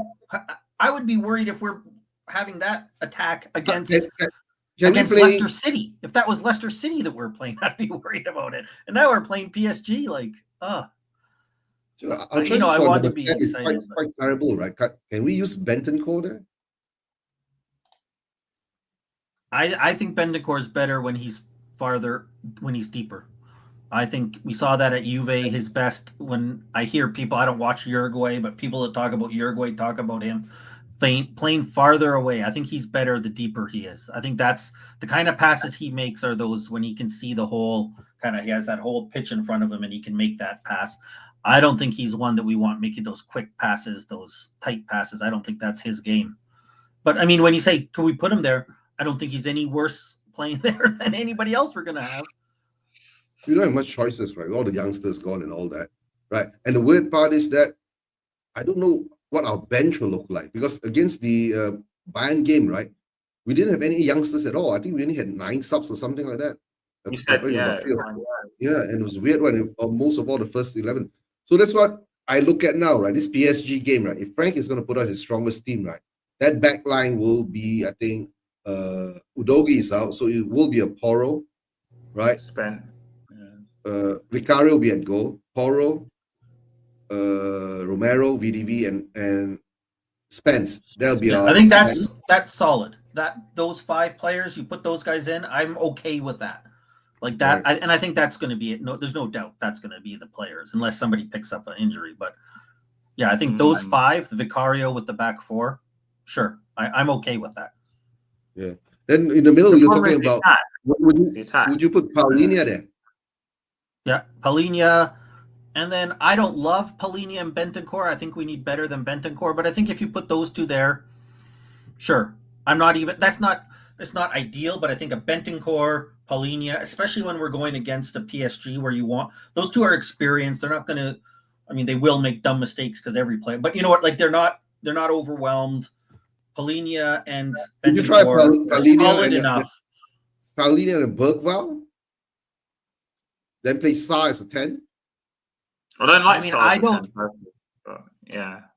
What were you gonna say? I would probably put Bergvall at the 10 if you want to have any sort. I don't think he's a 10. I don't think he should be there. But given the options, I think if you give Bergvall, it gives us something in terms of he can make a play. I think he's got his upside is better. I think his passing is better than Sarr. I think he does see the game better than Sarr. But my concern is if you're going against PSG, like he's going to get massively overwhelmed. And I think everything I just said isn't going to come into play because they'll just take the ball off him like nothing. That PSG midfield will eat him alive, right? They'll eat him alive. But so will Sarr. But at least Sarr will run around and run. Yeah. Front three, the front three, the right will have to be Kudos. And now you see Frank playing Brennan on the left. On the left. Yeah. Yeah. And the He center can't is play. He can't play on the left. Brennan Johnson. I mean, Brennan- I've Brennan criticized can't Tells. play. You've heard me Brennan and can't probably play. seen me. He only can But score Johnson goals, but he can't. can't play. You know what I'm Johnson saying? can't play on the left. He can't play. He can't start for us. He But can't, then and he can't play on the left. Then he'll be then he'll be Odobe or Tell on the left. Yeah, I don't know. None. What choices do we But have? the- That's the thing. There's nothing. There's nothing there really. I mean, apart from Kudos. I just think when we're playing PSG, Johnson does so little when he isn't tapping in a goal. We can't play with 10 men on the field because Johnson's 10 men on the field. He does nothing when he doesn't have the ball. He does absolutely nothing. What about Maybe, I Johnson don't as a striker? Apparently, Just let him Solanke's play going to be on- back for the game. That's what I heard. Solanke's going to be back. Nah, he won't be fit enough, bro. Right? I don't know. Maybe, I mean, if you're saying that Johnson has to, if we're saying that Johnson is going to start, I think I'd rather him start at striker than on the left or the right. Yeah. But And I ask him to prefer do him not nothing to but be just there. tap in the goal. You know what I'm saying? Right. Just run the right positions and tap in the goal. He doesn't even have to pass the ball. Right? Just be there for that last touch. I don't know. Why do we look so weak this season again? But it's again, right? It's not the first time, right? When we had Ponte here, remember that summer transfer window, we were talking about why we're getting Jumas and the Langleys coming in. Guys, it's just plain deja vu. And Yeah, I mean, happens there was no transfers that were going to make me feel comfortable against PSG. Like we all realize, hey, PSG's above our level. No matter what we do, it's No, I understand. they're above where we No, are. But But at least if we could we have had- gotten, we could have gotten a few more players with quality, right? Do Yeah. not go out there and embarrass ourselves.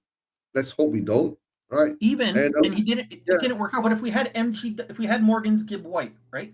Okay, now we have those 5 guys we said at the back. We're gonna have Bentancur and Paulinho in the pivot. Then we'll have Morgan Gibb White at our 10. Okay. Winter signings. Now it's not perfect, but how much better do you feel just for that? Now we have a proper player who's quality in the 10. Just that one addition makes us seem better. I don't think we'd win, but I'd feel so much better that we have that player again. And it's so easy to just make it slightly. And then if you said, oh, if we would have got Grealish in 2 weeks ago, now you have Grealish, Morgan Gibb White, and Kudos. Then whoever we have, even if it is Solanke, even if it is Richie, like it's not ideal, or Johnson in the 9, Matt, you can feel like Johnson is going to maybe be able to get on the end of some of those chances created by Grealish, by Morgan Gibb White, by Kudos. Not ideal, but they can get on the end of it. And that's And two you know what? we easily. I mean, I know I'm just using Morgan Gibbs White as the example, right? There's other players that it could have been, but No, but Scott, it just came to me, right? It gave me a scary thought, right? When I saw in the Bayern game when Frank substituted Spence for Davis, I was going, oh shit. I saw that as well. I was like, yeah. Imagine if this is going to happen in the PSG game. Do you think he might start Davies? He will start Davis, but whenever he takes, no.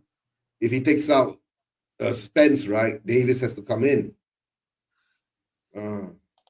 Yeah, I mean, if the left wing goes out, or if the left back goes back, even if Porro goes out, then we have to move Spence over to right back and put Davies in. Yeah, I know. That's a sad thing. I'm not saying I want him to start, but maybe because he's more left-footed, do you think he might play him there? I don't know. I think because we have nobody else, he might come on in will like he the go- 70th minute. But Yeah, but will he go into 3 at the back for this game? Yeah, like a 3-5-2 or something, or 5-4-1, or I don't. I mean, I don't know if you want to just go to a 3 at the back, having never played it at all at any time in preseason. Yeah, that's true. Yeah, that's true. I've seen a split. Yeah. But guys, score predictions. PSG 3, Tottenham 1. We can't even Does- score, bro. I'm just trying to be hopeful. What do we- I'll say 4-1 with a set piece. We get a set piece goal. I don't even think we can score, right? I gave the analogy, Scotty, right? It's like an old gumless, old toothless person with gums who keeps trying to chew on you, and it doesn't. Oh no, I mean, I I'm think, trying to do it to be positive. Like I know. Yeah, I want positive, right? Just to be realistic. Last time I don't know, 3-0 will be a reasonable score to be positive. All right. Yeah.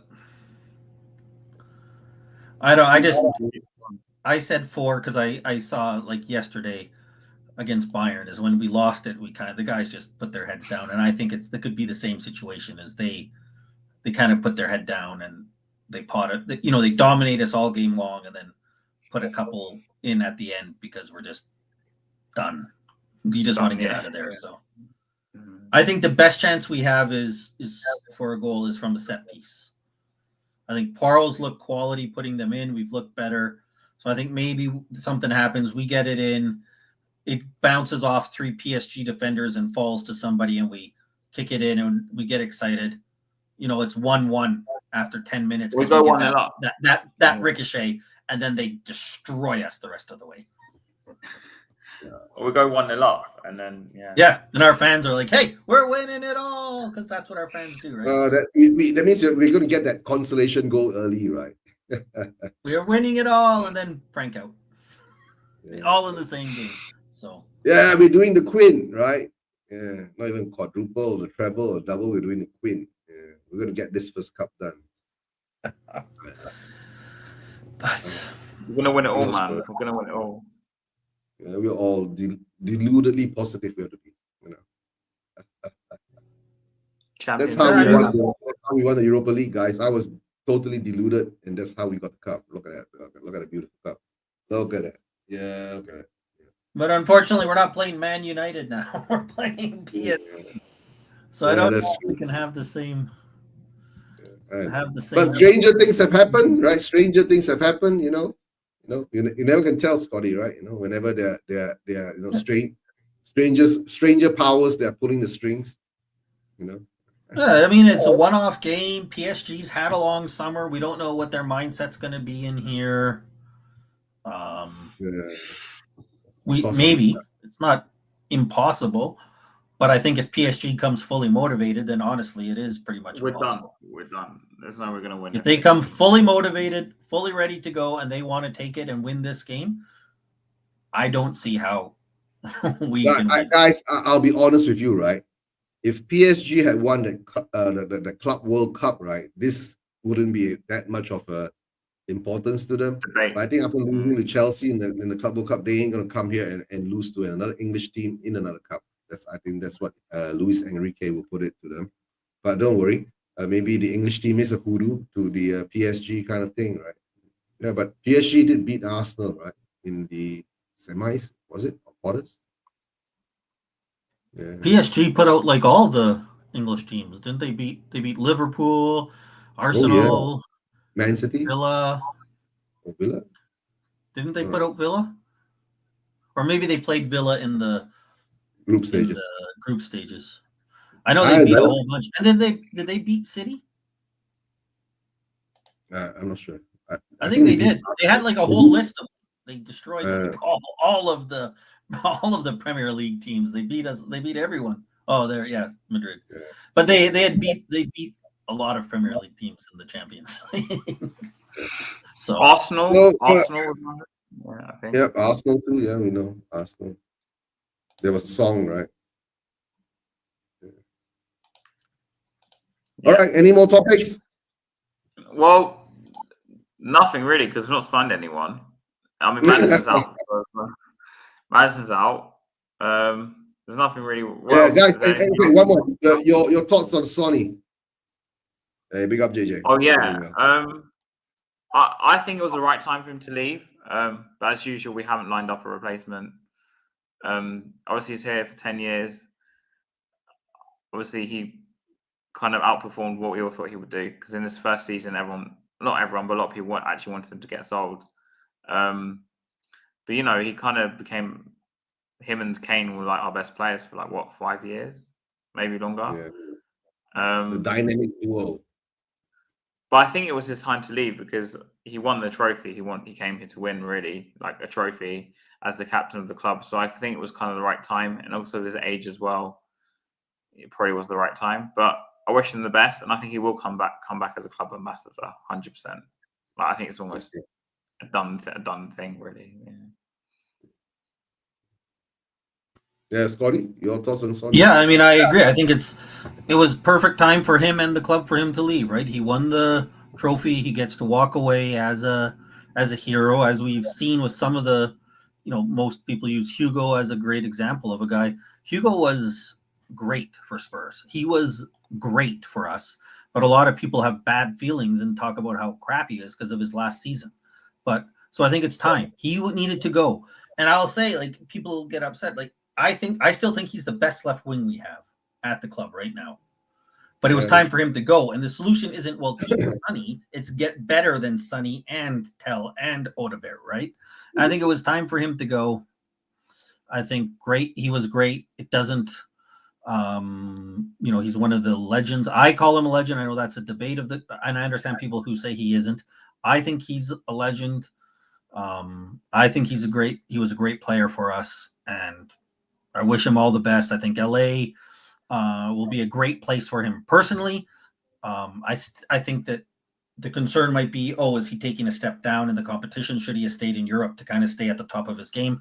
But we've seen guys who have gone to the MLS and still managed to play for their national teams and be fine.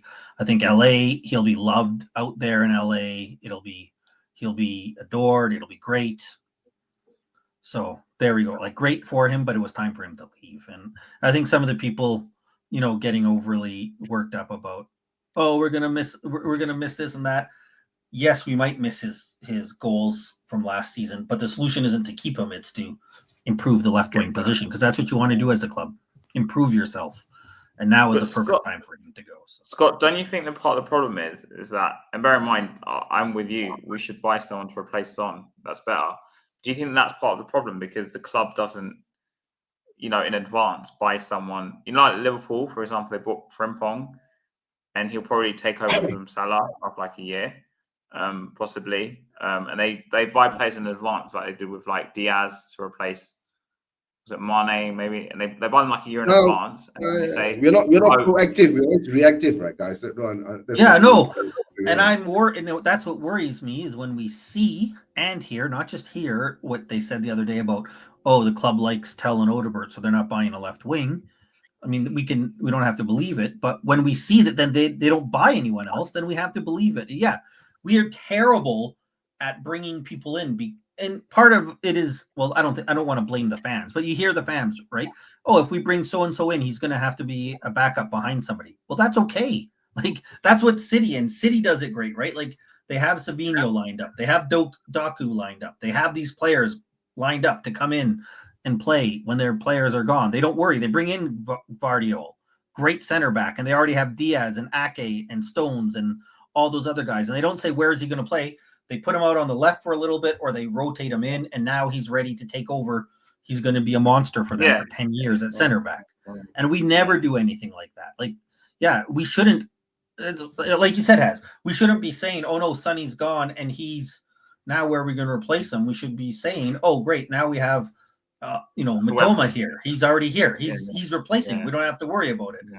And then we can just celebrate Son leaving because we don't have to worry. That's the one thing. I do think maybe it's diminished it a little bit. Is now we're getting into arguments. It's like, no, we need Sonny here. We can't let him go. But if we had somebody, a quality left wing in here already, we'd feel more comfortable letting him go. But we never do it. Now we're looking around, right? Yeah. Eugene, how do you feel about Sonny? Of course, my captain, right? True legend, right? Proud of him. Only Asian Golden Boot winner, right? And of course, only captain to lift a European trophy, right? The only thing I can say, I'm also proud of him because he knew it was his time to go. He knew it was time to make space, right, for someone to step up. Unlike other players who are still there, taking up the dead space, right? Like we got a striker there who's taking up dead space, right? We've got a left back, right? Left wing back or whatever who takes up dead space, who doesn't want to move on, right? But some people say that it's experience, it's good for them to be there. They are mentors and all the BBB blah blah blah, right? We should move on. We should get new players in. We should know how to refresh our squad. Simple as that. Spurs has not been able to refresh their squad for a long time because I don't know whether the fans are too sentimental or our owners are too greedy because of every player they buy in, they want to make both. and they want to profit out of them. I'm sure the fans are sentimental, but the owners are the ones who don't want to sell them because they want to make a profit off them. If they don't get the best out of the best deal, the deal that they want, it's their prerogative. They don't want to sell, but we get stuck with the dead wood, right? There's so many shitty players that have been stuck at Spurs, right? And we accept them, right? Players like who and who, right? We got a whole list of them, right? You can put it on there. All I can say, right? Oh yeah, Harry, put the link into the chat one more time. I think Elias wants to jump on, right? Yeah, before I forget. Hold on, give me a second. No, oh, because he disappeared, so I don't know whether. Yeah, anyway. Okay. Yeah, the thing's gone way. I put it in a few times now, but anyway, here's it again. Yeah. Because no, Elias, you can't get it from my channel. You got to go over to Harry's channel. Oh, he's not. Oh, yeah, because yeah. You're running up to two streams, but because it doesn't appear from my channel, right? And guys, this is I'm streaming direct from Hasper TV, so Harry's got all the links and all that. Power, right? So like Levy, all the power. Oh, the power. Yeah, you got the power. Yeah. No, but I'm saying. But anyway, but like what I'm saying mainly is the fact that forgetting the whole like preparing for him to leave. I mean, because we don't replace him in the sense that because we rely on these first team players so much, it's not like there's someone there to say, look, just even though we lost Sonny, we still have, because we lined up Mikey Moore as well. Like, I would have thought if we're going to keep Tel Odobert, you might as well keep Mikey Moore if we're going to go down that route. That shows, right, Harry, that's what the club intends, for Tel and Odobert to be on the left. We ain't going to get an Eze in. We ain't going to get a layout in, right, to cover that position because all the while we already know Sonny is leaving. It's not that we found out yesterday, right? And like you said, our club doesn't do it proactively, we do it reactively. So we get stuck with all these. It's just, I don't understand it. Yeah. So Sonny, he won, the European Cup with us. I'm happy for him, but like what I'm saying is because even though he's even though he's on decline and he's like 33, 34 now, the fact that we're still talking about trying to keep him, even though he's a player on the decline, kind of sums up the fact that we have so many problems on the wing because we shouldn't still be talking about Sonny in the decline as like the best player on the wing, really. I mean, he's not even really a proper winger anymore, is he? Really? Sonny has been in decline for the past 2 years. What has the club done? Yeah. Brought in an Odobert, brought in a Tel. So why can't we see it? That is our ambition. That's how high our ambition levels are. All right. Big up to Lone Wolf. Hope you're doing well. Right. With Odobert, they're going to give him another year regardless because he signed the year before. But in terms of Tel, I saw nothing last season to get me excited that this guy was going to turn into some amazing player. All right. Why did we sign him? Yeah. Big up to Jasper. Right. Big up Jasper. Yeah. Jasper. I think it's Jasper, right? Yeah. Yeah, Jasper. Yeah. Jasper, are you? I'm not sure. Is it the one that linked to Dan E? Let me think. Right. Let me know in the chat. Is it? I'll give you guys a shout out too. Right. Yeah. Give some guys some awareness. Isn't that Harley? Or am I wrong? Is that Harley? Oh, that's Harley. Yeah. I'm sorry. Okay. Can we still donate to that? I need to message Dan because I missed this. I saw a bit of the stream, but he didn't have the link in the chat when I was watching. Then I had to go out somewhere, so I didn't see it. Is it still there? I need to message Dan about that so I can send it something. Yeah, we'll get to Dan about that. Yeah. Okay. Don't forget. Real MVP. Yeah. Yeah.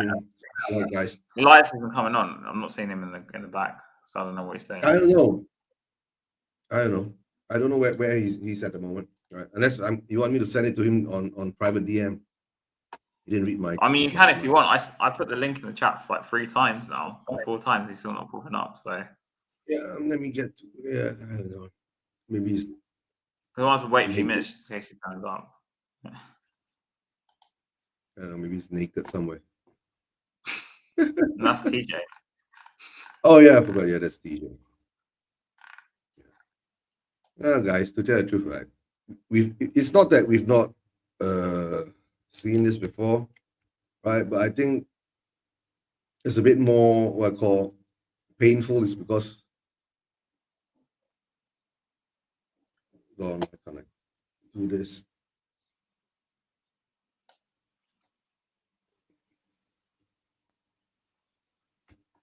Oh, you guys go ahead, man. Well, I'm trying to get this done. I think when you're talking about Mikey Moore, I think it kind of shows the problem we have. And if we already have Tell and we have Odebert, I don't know if we can have Mikey Moore there. Like, that's too young. It's the one thing when people talk about Fofana, the guy Malik Fofana from Lyon. I really like him as a talent, but I'm not sure I want 3 young wingers. And it's kind of the same thing. Like, I don't understand why we needed Tell when we already had Odebert, when we already had Mikey Moore.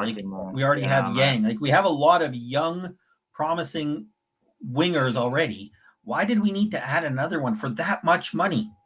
That much money it's again. It's like Gray as well, though, Scott. We spent 40 million on Gray. We could have bought a first. And we brought in Bergvall at the same time. Like, I'm not saying I'm an expert. I know people get mad, like, you're not a football manager. Why? I'm not a football manager, but I can see the fact is, if we have Bergvall and we have Gray, and they both need time, and they both can't start in the Premier League, how are we getting them enough game time at the positions they're supposed to play? So then what we saw with Gray is he's bouncing around everywhere, and that's fine. If that's what Gray is going to be now, is a utility player, which I hope we're not spending 40 million to get a backup center back, right back, part-time midfielder, then fine. But it's just, how do we fit all these guys in and get them the game time that they need? And I don't think that the club ever seems to think about that.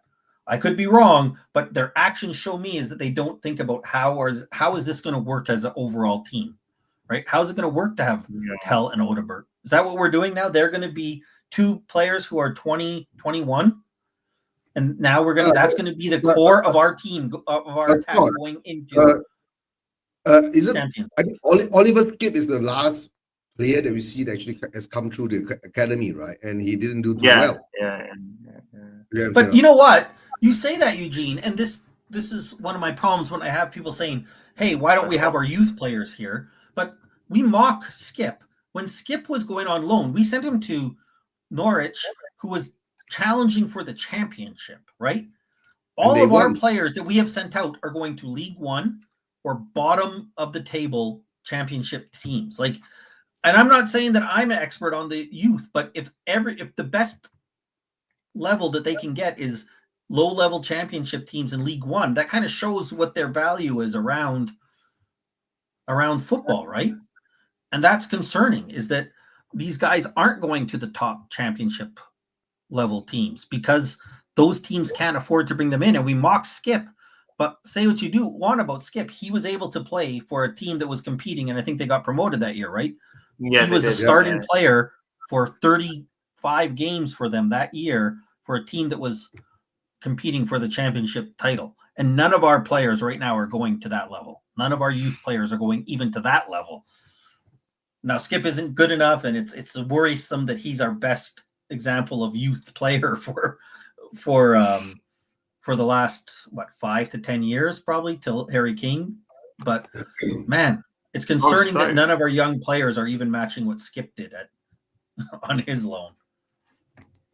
Other than Vuskovic. I think when Vuskovic gets loaned out, I think he'll be going to he'll go to a quality club. I think he's somebody. I don't want him starting for us right now, like some of our fans do. But I do think he's a player who I have a young player who I have a lot of hope for. I think. Scott, Vuskovic ain't going anywhere because we ain't going to buy another center back for cover. We watch and see. Well, we have Davies. We have, like has said, Archie Gray. He's our backup center back cover. We're good. Archie Gray. Oh, wow. But like what I'm saying with it, obviously we had more already, but we went and signed Odobert and Tell and Bergvall and Gray and Yeah. Kai but we already had youngsters in the academy from there. So now you're blocking some of those youngsters coming through, like Ajayi, who looked quite good in that little cameo, for example, was a winger. So I don't understand the whole bring the youth through because we're just signing more younger players to block our own youth coming through. And then for these young players we signed, they're not like little money. Like I have no issue with us spending 10 million on Bergvall or 5 million on Sakai or like, 10, 15 million, 20 million maybe. But you drop 40 million on Great, 40 million on Tell. Like these are like first team signings, like first team level money for signings, really. Like it's just the way. Tell and Odobert was 40 and 30, right? Give or take 40 million and 30 something million like for Tell. Yeah, something like that. You could buy one player to play for that one. And neither, even the people who I know, even, Phil Coys was here, Sean, he talks a lot about Tell. They like Tell. I don't think either of them want him to start for us, right? Like, does anybody really, even the Tell fans don't really want him? We're spending 70 million on two players, and really, we don't think either one is good enough to start. Yeah, exactly. Is that fair to say? How can we, I just don't get how we spend 70 million.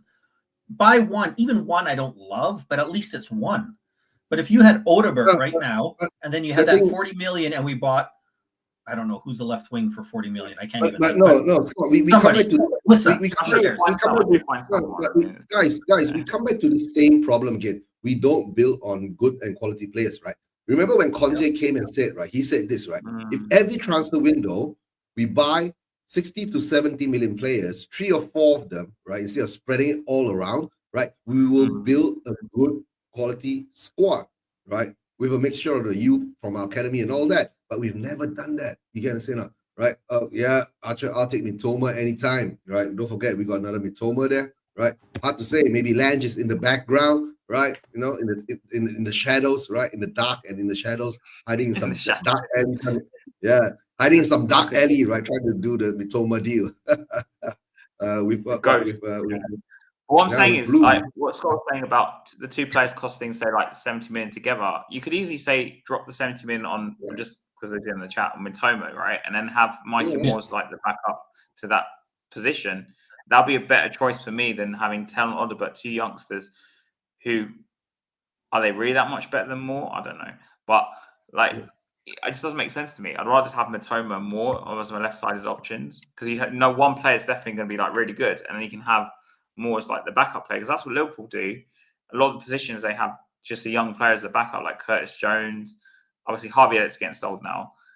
Even Arsenal do it with Wanyeri. He's going to be covering one of the positions apparently next season. And Miles Skelly, and apparently Mikey Moore's meant to be this amazing player anyway. Like, and you could even use some players on the left, like Richarlison in emergency, for example, or some other players that are switching the wings. Because they still have like players like Johnson, unfortunately. And guys, is that true, right? Mikey Moore going to Rangers on Mitoma or Leao, whatever his name is called, tell me, and use Moore as the backup rather than dropping 40 and 30 on Odobert and Tell. Like it's such a waste. Anyway, that's why but guys, to tell the truth, right? The loan move for Moore to Rangers, right? Now I'm seeing what Rangers are doing. I'm afraid even Moore won't get a chance to play Rangers. And we played that much time. Yeah. And Mr. B is a Brentford fan, right? Mr. B, you've been touted to be relegated, bro. Oh yeah. I'm worried. I like Brentford. I think they have a good story. Every time you see their fans, they seem nice. The owner seems pretty like a guy you want to have as your owner. But if they're losing Wissa and they're losing Mbuemo and they already lost Norgard and they lost Frank, I think they are real concerned that they could go down. We'll see what they do, but man, I would think they are. It's harder now. We've seen teams in the Premier League seem to be more like higher up than the Championship. Like, and don't forget, right? So now those teams seem to go down a lot more than they normally do, right? Yeah. And Sunderland is doing the business, bro. They're having a much better window than us. They just got promoted.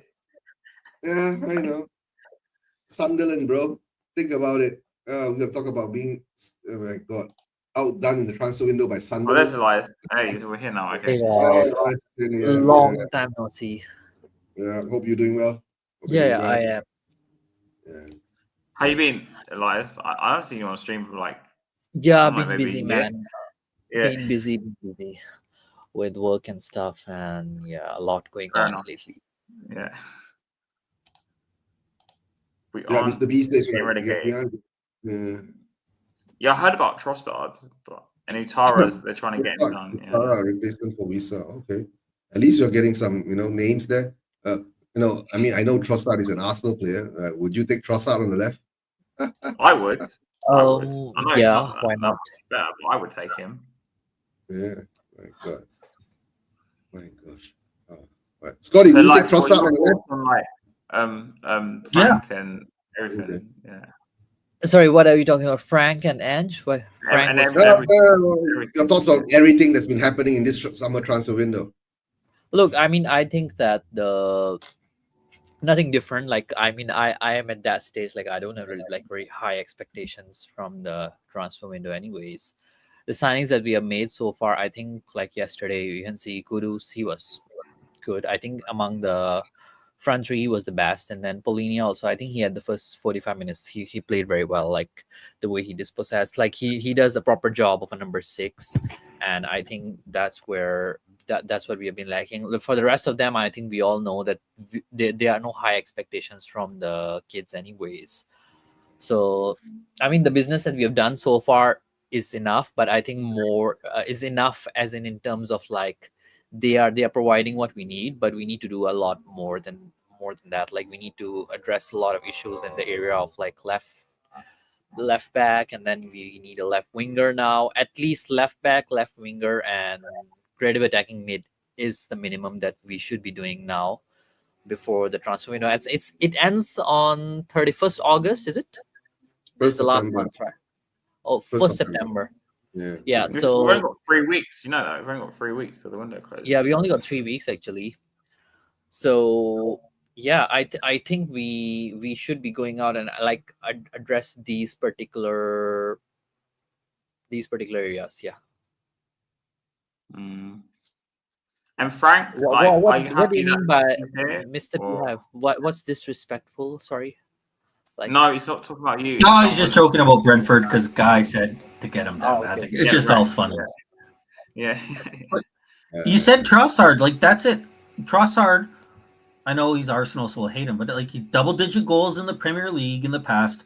Bring him in now. Odegaard's behind him. He's not.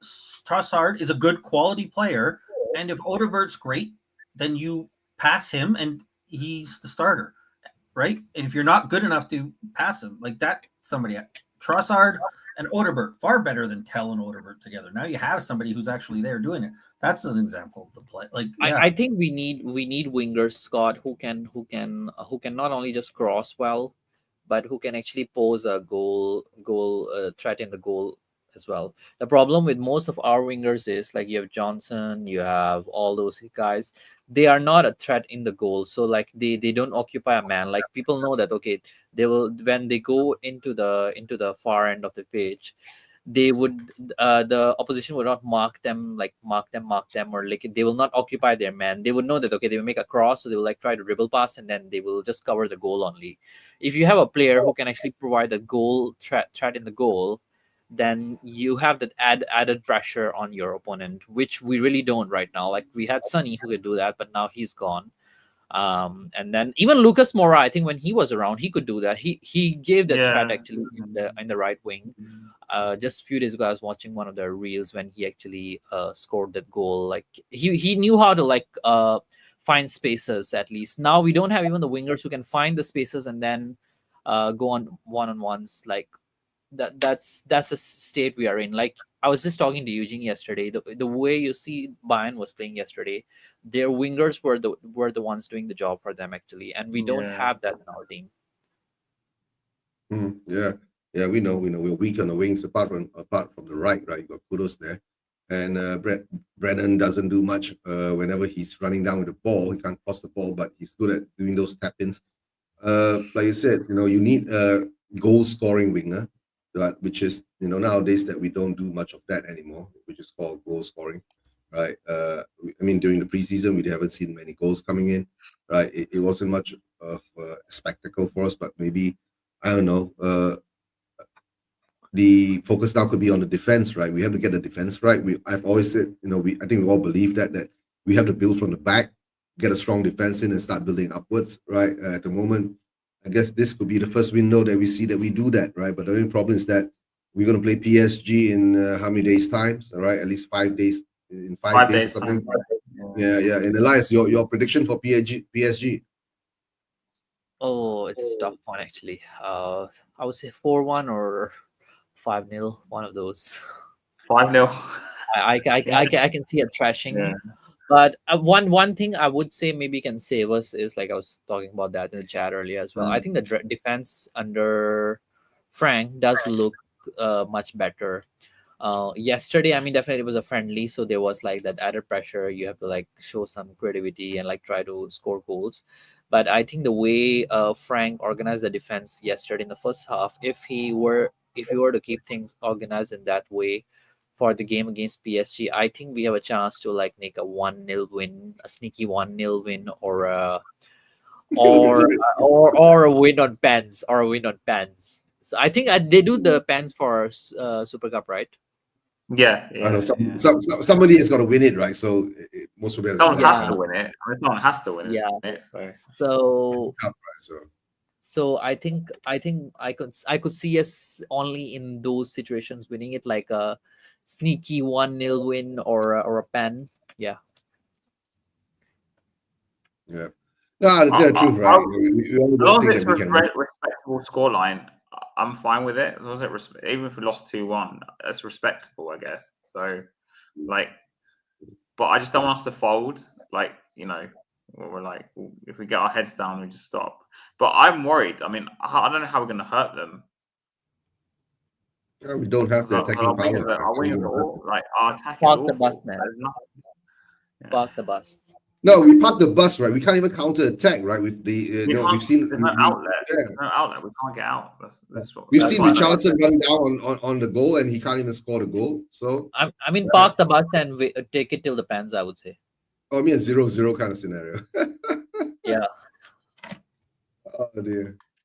Yeah, let's see how that goes. I don't think we can hold them off enough like that. Like, if we try to sit back, they'll eventually break us down and get us. Like, we have to at least give our, like, again, that's what I think happened a lot in that second half. Why it got to 4-0 against Bayern is because we just gave the ball away so much that Bayern eventually is like, we're just going to come after you with 25 waves of attack, and eventually you make a mistake, right? So I think, it would be nice, like 10 men behind the ball, everybody in our box just standing there. That might be able to limit it. But I think if we have, like we saw yesterday, no ability to control the ball for just like 5 minutes, 10 minutes, just to relieve a little bit of that pressure, that we're going to get. Eventually, it'll just kill us. Is Solanke coming back for this game, though? Somebody said something. Yeah. I don't know. Maybe he's been safe for this game, right? But the thing is that would he be fit enough? Well, if you have a striker there, if he's fit, I think Frank would start him, because, like, you see, with the strikers usually they are okay one lah. But if I think if Solanke plays and then you play Richarlison on the left and then Kudus on the right, I think there are still some chances there. You can play like Bentancur, Bergwall, and Polinia in the midfield. Yeah, I like. That's the team I would play, to be honest, if Solanke's fit, because Ace Richarlison, to be fair to him, was probably our best player in the final on the left. Like, he was actually pretty good, to be fair. He's putting in crosses, so maybe we could do something that way, playing just a bit more hard working on the left. I don't know, but I think our best chance is to try to get set pieces, like get that ball, move it, especially through Poro up the wings, Spence running up the wing, like trying to get it in there, get the ball up there, hope piece. It sounds kind of defeatist, but I think that's our best chance, is get that ball away. We got to move that ball out away from our goal. And the problem I have with our midfield is I just don't see who's doing that job in the midfield. I think. By the way, who is Bayern's right winger? Is it Dembele? Coleman. No. Olise. Yeah, Lacey. Not Coleman, Bayern. Sorry, PSG's right winger. Do Hakimi. you mean Due? Hakimi is Due. right Hakimi. wing back. Yeah, is it Dembele who plays on the right? No, right. He plays in the middle, doesn't Dembele he? plays in the middle for them now, doesn't he? Yeah. Usman Dembele in the middle. Let me see, who did they play with Chelsea? Vala, Due, and Dembele. Oh, Due. Their front three. Due. Well, I Who think plays if left we and are, who plays right. I think Due plays right, doesn't he? yeah, Due plays Yeah, on I right. think- Okay. I So it'll be a Due and Spence we'll call face off, right? It will If be it's- bad, I think. No. Spence will Maybe get the Spence might do a good job, right? If it turns out to be a Due and Ben Davis face off, we are screwed. Yeah, it's gonna be. Actually, it's gonna I be- would rather put Van de Ven on the left and not play Spence. I don't know. I think I've been seeing a lot of people saying that Spence is very good on the left, but I'm not very impressed. Like yesterday as well. You see If that you put Van de Ven on the left, right? That means you're going to use Danso and Romero. yeah, why not? I think Danso is quite decent as a center back. Then you won't have. Oh no, if you that means there's a chance if someone's get injured or whatever, you need to take him off. Who's your next Exactly. defender coming out? Because you don't No, have. I think many we need. other- I think we need Spence there for defensively on the left. Actually, I feel that- I've criticized Spence, but I've been impressed with him defensively. I worry about what he does after the tackle with the ball. Spence is that he makes some poor I think decisions. he loses and gives the ball up Scott, too much. he loses possession a bit too much though. Yeah, that's what Yes. he's good defensively, and then when he gets the ball, you're like, "What are you doing? What are you doing?" Another Spence?" thing is like if you look at Due, he's very physical. Like I don't think Spence is the kind of left back who can get very physical with the attackers either. Like he can dribble, he can rely on his dribbling and all that. But I think with Due, he's gonna have a hard time. Well, everybody's Due is going to give anybody. That's That's the problem when we're playing PSG. No, I think with guys, the thing is that we don't even know who's going to be playing for PSG, right? We do know who's going to play for Spurs, right? Because PSG has had a long season, right? They could have put up. I mean, the players need at least 3 weeks of vacation.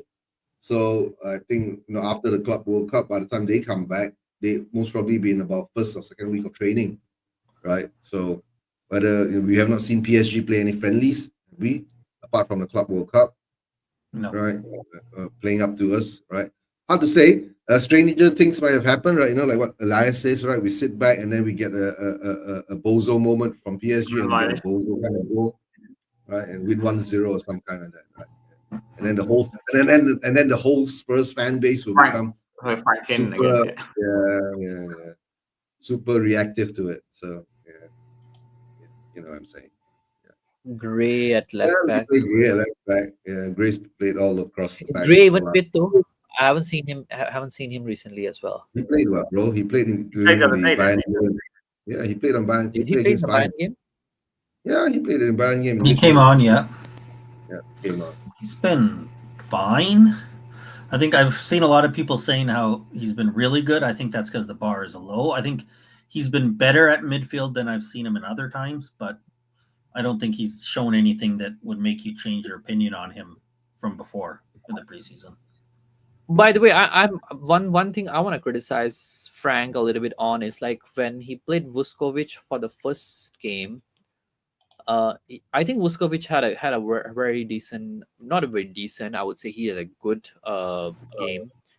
The first friendly that we played, and then since then actually we haven't seen Vuskovic at all. Like why? I mean, why are we not giving him some minutes? I think he is good from what I've seen of his past as well, and then the performance that he put up the other day.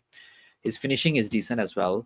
I mean, why not we try and maybe fit him on one of the left back role, maybe, perhaps.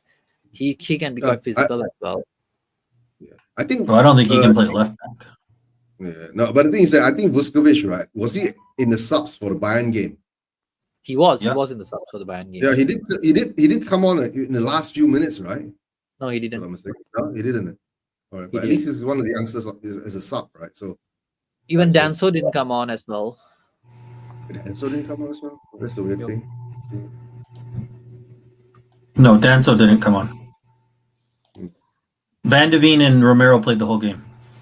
Oh yeah, Benevent But and like- Romeo played. Like that's a bit silly, right? Like it was a friendly, and you know that these two guys are the ones who are like the one of the, I think they are decent, good defenders. I won't say decent, they are good defenders, but they are the kind of guys who are very injury prone. Like, why you want to play them whole game in a friendly against Bayern? Like, rotate a bit, like I don't know, maybe I guess Frank needs to see the understanding that they have, right? So he needs to make a decision what his back line is going to be. Yes, don't be surprised. I think when he's Vucevic is going out, so I think Frank knows what, like, he's seen all that he needs to see. Vucevic is going out on loan, so I think that's a bit harsh though, because like he needs to go. I mean, if he needs to go on loan, maybe somewhere in the Premier League, right? Not go back out on loan somewhere in Europe. That's all I said. If he goes somewhere alone in the Championship and the Premier League, then it'll be a good fit for him. If not, then I don't even know why we bought him, right? But we always do that, right? We buy players and don't play them as regulars or I think there was a link for him going to Germany. I think that's a good fit for him. I'm not worried. Like I said, I'm not worried about him. Was it a Frankfurt one? To Hamburg, I think it was. That he was Hamburg. I don't know if it's true, but I think like Bundesliga Bundesliga for him Hamburg would be a fine fit. I just want him to go somewhere and play 35 games. 35 games, 75 minutes more. I don't think keeping him here makes sense. He can't play in the Premier League. Like, he's not ready for the Premier League. Then he's only getting a few hit or miss games here and there. I think if you can get Vucevic to go out to a Bundesliga team where he's like they're like playing week in, week out, that's the best thing for him. Because he has all, we can see the skill is there, but he's only had like one season in Belgium. That's not enough for me. Like, get him playing time, get him playing, get him to learn what he has to do. 35 games a year. What happens when you're in February and you got a bad knee? He's been playing in Westerlo. Kind of stuff, right? No, has he been playing in Westerlo for the past 3 seasons? 2 seasons? No, he only played in Belgium 1 year. The year before that, he was in Poland, I think. He was in Croatia. No. So he was in Hajduk Split, which is a Croatian club. Croatia, yeah. Hajduk Split is Croatian. The one that was that's from where we bought him. Then he was on loan actually at this club called Radom, which is a Polish club, and then he was at Westerlo, the Belgian club. Yeah, he played 1 year in Belgium and half a season in Poland. Okay. Yeah. I'm not, again, I like the guy. I think he's going to do well. I just think he needs time. He's played 1 35-game season in Belgium. Send him out there, let him play, let him be a top guy, let him. How old is he again? Play. 18. He just turned 18 in February or something like that, didn't he? Well, he doesn't look 18 though. He looks much older. He turned 18 in February. Like, give him that time. I think he's a guy. Go out, get a good loan, play all that time. That's perfect. Then you bring him back next summer. And the next summer you play him a lot. You play him in that Bayern game and that kind of thing. Yeah, it's a long way to go for him, really, to be honest. And it's okay because again, like he's been 18 for 6 months. Like, let him. I think we get a little concerned. Like, it's fine if he comes back and he's 19 playing center back in the Premier League. That's pretty freaking amazing. Yeah, but Scott, didn't we have Ashley Phillips? And most of the fans said the same thing about Ashley Phillips as well. And where is he now? But Ashley Phillips I don't think Ashley Phillips has near the talent of this kid.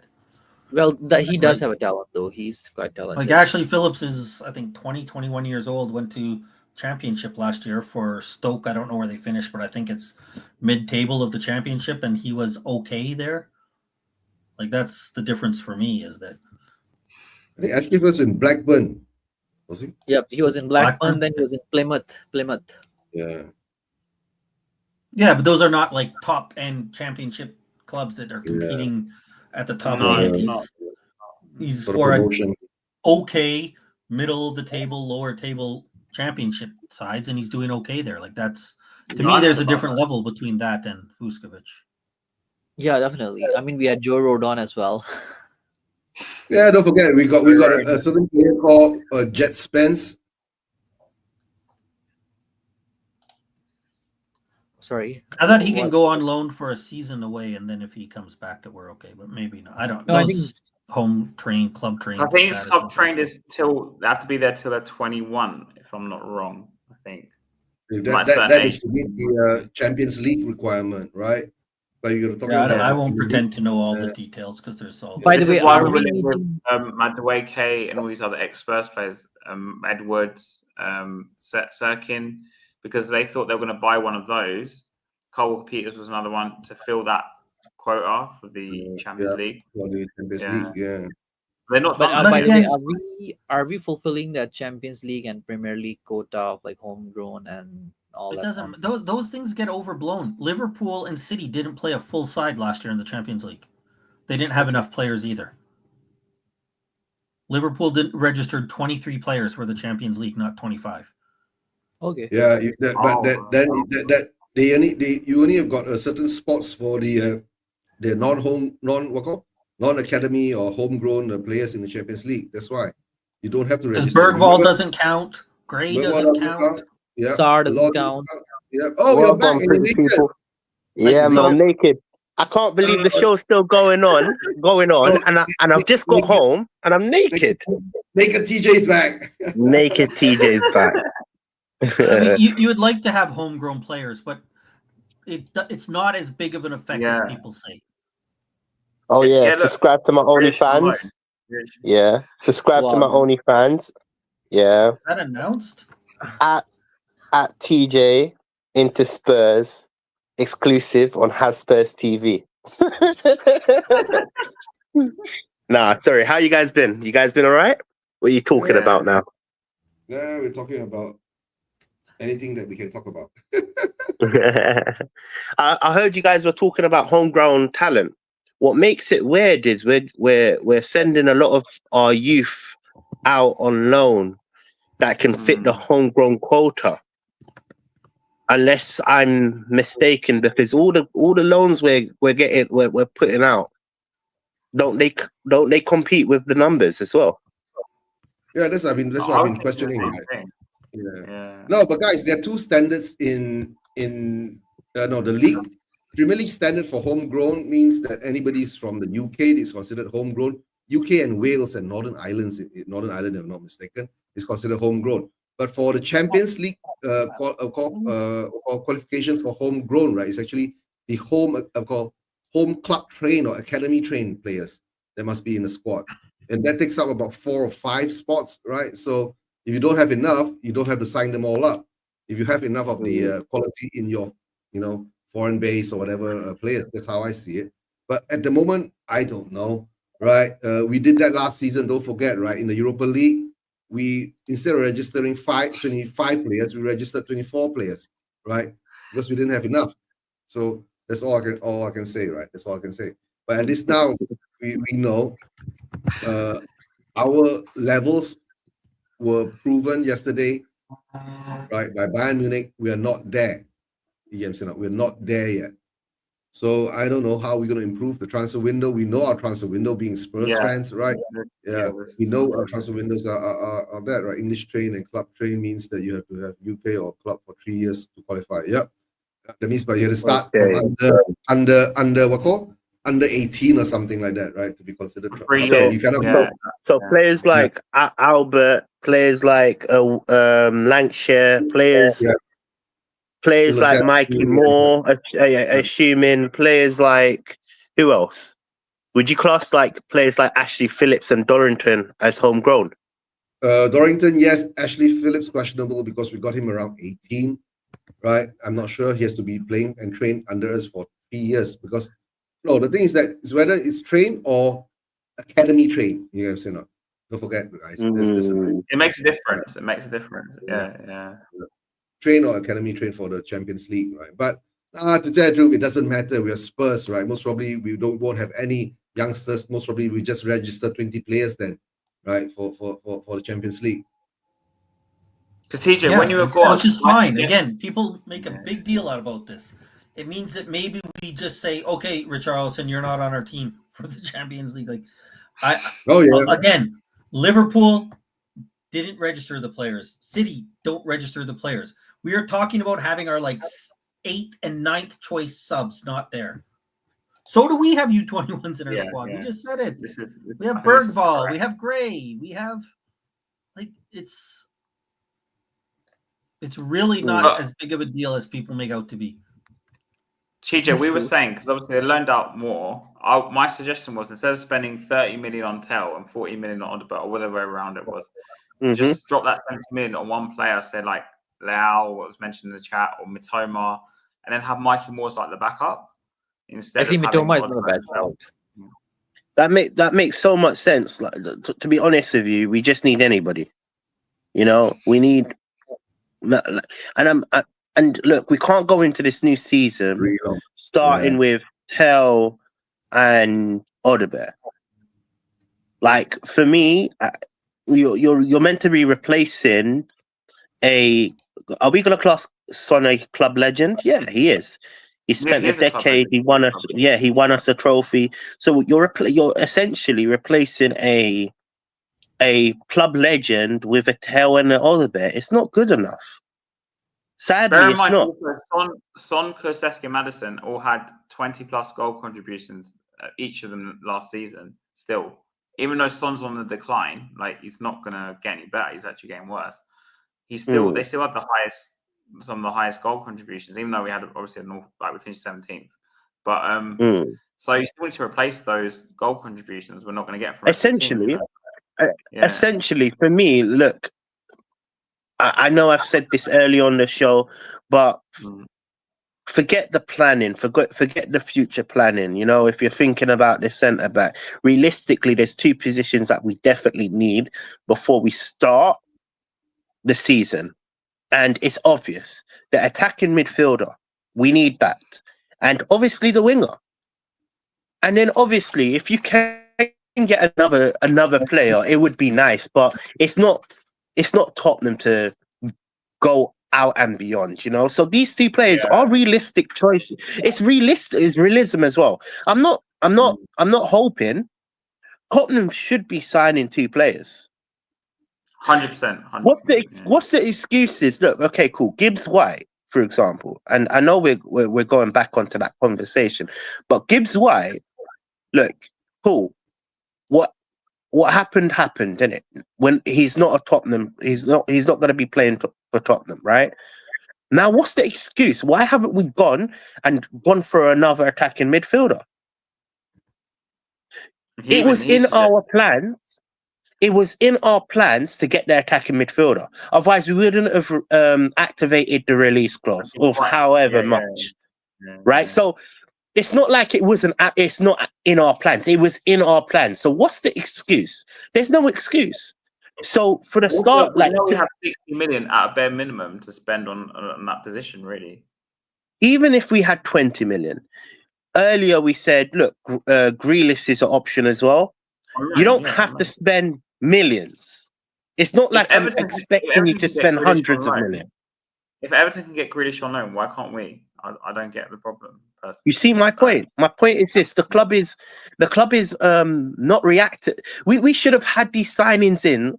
Forget the fact that the preseason has now ended. Right? We should have had our squad before we went to what do you call it? On tour. Yeah. On tour, yeah. Before we went on tour, we should have had our signings done. Because look, let's get it correct. Last season was a terrible season. The first time ever in my life seeing Tottenham finish that low. Look, I'm younger than most fans, right? So I haven't seen the good old naughty days, but that's the lowest I've seen Tottenham finish, right? And it's also the highest I've seen Tottenham be, right? Because we also won a cup, right? A bit of positives and a bit of negatives, right? Forget it, right? Forget if you're Ange in, Ange out. We had an injury crisis last year and the year before that. And you still haven't signed players. It makes no sense. There's no argument that you can put in front of me to say why we're still waiting. It makes no sense. There's no point of us moving to this stadium if we're not going to act like a club with ambition. And it was out of the devil's mouth in Levy. Whether you agree with him, you disagree with him. I want to win the title and I want to win Champions Leagues. Come on, Levy. That's my opinion. Come on. There's nothing more to say. Yeah. It's just my opinion, bro. he lies through his teeth, right? It's shown in the transfer windows. It's shown throughout these 25 years he's been in charge, right? It's just all PR, BS, smoke and screen mirrors all over the place, right? After a Well, while, I know of people who have done that, by the way. Rain Man. But TJ said it perfect. Like we said, 60 million for Morgan's Gibb White, and it doesn't matter. Maybe they were willing to go to 60 million because he's great. But TJ said, the position is identified, and you don't have to spend 60 million on the next guy. There's somebody there. Fill the position, right? Because whatever they said, the position is needed. It's not us as fans saying it. The club showed us that they want. Like we know it as fans, of course, that it's needed. But the club showed us that's a position that they identified that they wanted to go out and get a player in. So now maybe you say, look, we are willing to pay 60 million because Morgan Gibbs White is the best player there. But even if you say, okay, maybe there's not another player that's 60 million, but if there's somebody who's 50 million, like 40 million, 30 million, the position is a position of need, and we need to bring somebody in there. And I'm not going to hear any nonsense about, well, it was only Morgan Gibbs White. Nobody else can fill it. Like, come on. That's insane. There's plenty of players that can fill that role. And the fact that we haven't addressed it was before we went to Asia is crazy. The fact that now that we have injuries and we're not addressing it is like, again, it just comes back to the same thing. It's so poorly run. So poorly run. There's no excuse for it. There's no ambition. That's the problem. You know, being ambitious is sometimes, look, I get, look, you in all business, in all forms of business, you don't want to be working in your negatives, right? So let's just say, for example, your squad value is 100 million, right? Or the item is worth £100. Make it simple. The item's worth £100. You're not going to want to sell the item for half price because you're going to lose £50. I get that. I get that in all business. You have to work within the wage structure, within the financial but right now, there's no ambition. There's zero ambition. TJ, it's not right now. We don't have any ambition. What's that Leicester player's name? No, but it's not. Sorry? It's not. No, it's not right now. We don't have ambition. Sorry, we've never had ambition. That Leicester player, I forgot his name. I can't say his name. El Canus. Yeah. Oh, he is bang average, guys. Bang average. Yeah. That's what we do. We get bang average players. You guys see, that's why we don't show any ambition, and we haven't shown any ambition for the past how many years? 25 years, right? 3 transfer windows. We don't buy any players. That has regressed us how many years? And now we're playing catch up, guys. We're playing catch up to the teams up above us, right? And the worst part of whilst we're playing catch up, right? Teams like Newcastle, Everton have caught up with us. That's it. Even Brighton has caught up with us. Stream or something. I know. Anyway. The rumors started looking for 100 million. There's no way. We're not getting Morgan Rogers. That's a like David says, it's nonsense. Let's not kid ourselves. If you're not ready, look, let's be so real. If you're not ready to put 68 million down, or even start talking to Eze's representatives, how are we going to be putting 100? What are we doing here? You know, what are we doing here? I want to see. Look, personally, it's obvious that we shoot ourselves in the foot before we even try and go for a player. Because money does talk. In life, money talks, right? Look, Eze's an Arsenal fan. We all know this, right? Yeah. He has a good connection with Arsenal, right? However, I'm saying this live. I'm a Tottenham fan, and I'm a diehard Tottenham fan. Nobody can take it away from me. However, if Arsenal, the scum, come calling me and they say, "Listen, here's some peas right here," maybe my head might turn. Money talks. Money definitely talks. So you play like generally 100 grand a week, honest, down Arsenal's wing, man, isn't it? TJ down Arsenal's wing. You know what? Listen, I'll get so many red cards. Someone But the condition that you have to do it naked. Listen, bro. Listen, I'll do it. You know what? Yeah, I'll do a charity run, innit? Yeah, I'll do a charity run until. By the way, guys, go for it, my friend. Did you guys hear that actually Burnley is like getting Ericsson as a free agent? I was Yeah, I like, saw that. why didn't we That's such a consider why yeah, didn't we that consider that actually? Like that's such a good signing. That makes like so much sense for Tottenham to do. You're right. You're so right. I mean You I know he's not in his prime and all that, but you're not paying anything for Yeah, him, and the he's amount of creative. injuries He's creative. he's So creative. He has been there, and I mean definitely if you bring him in and just play him for the time being, like until Kulusevski gets fit or like Madison gets fit, yeah, I think that's no harm. Like if we really want to do like smart business, like why not do that? Mm. I don't get that. No, How not can as we long as as we fans, don't we Elias, lose Elias, that. how can we as fans think of better options than the club? I don't understand. Like, I don't get it. But there's no ambition. The Like problem is there's no ambition. Simple. Simple. There's not. You don't even think of options like what he just said. You know what? You're That's a so right. clever, Look, that's a clever option. it's a very That's like, clever option. It fills a hole. You know how I know we're not ambitious, isn't it? Yeah. Look, we've got João Palhinha on loan, right? Which for me, I think it's a great signing. Personally, I don't know about yeah, you lot's opinion. I think it's a great signing, right? However,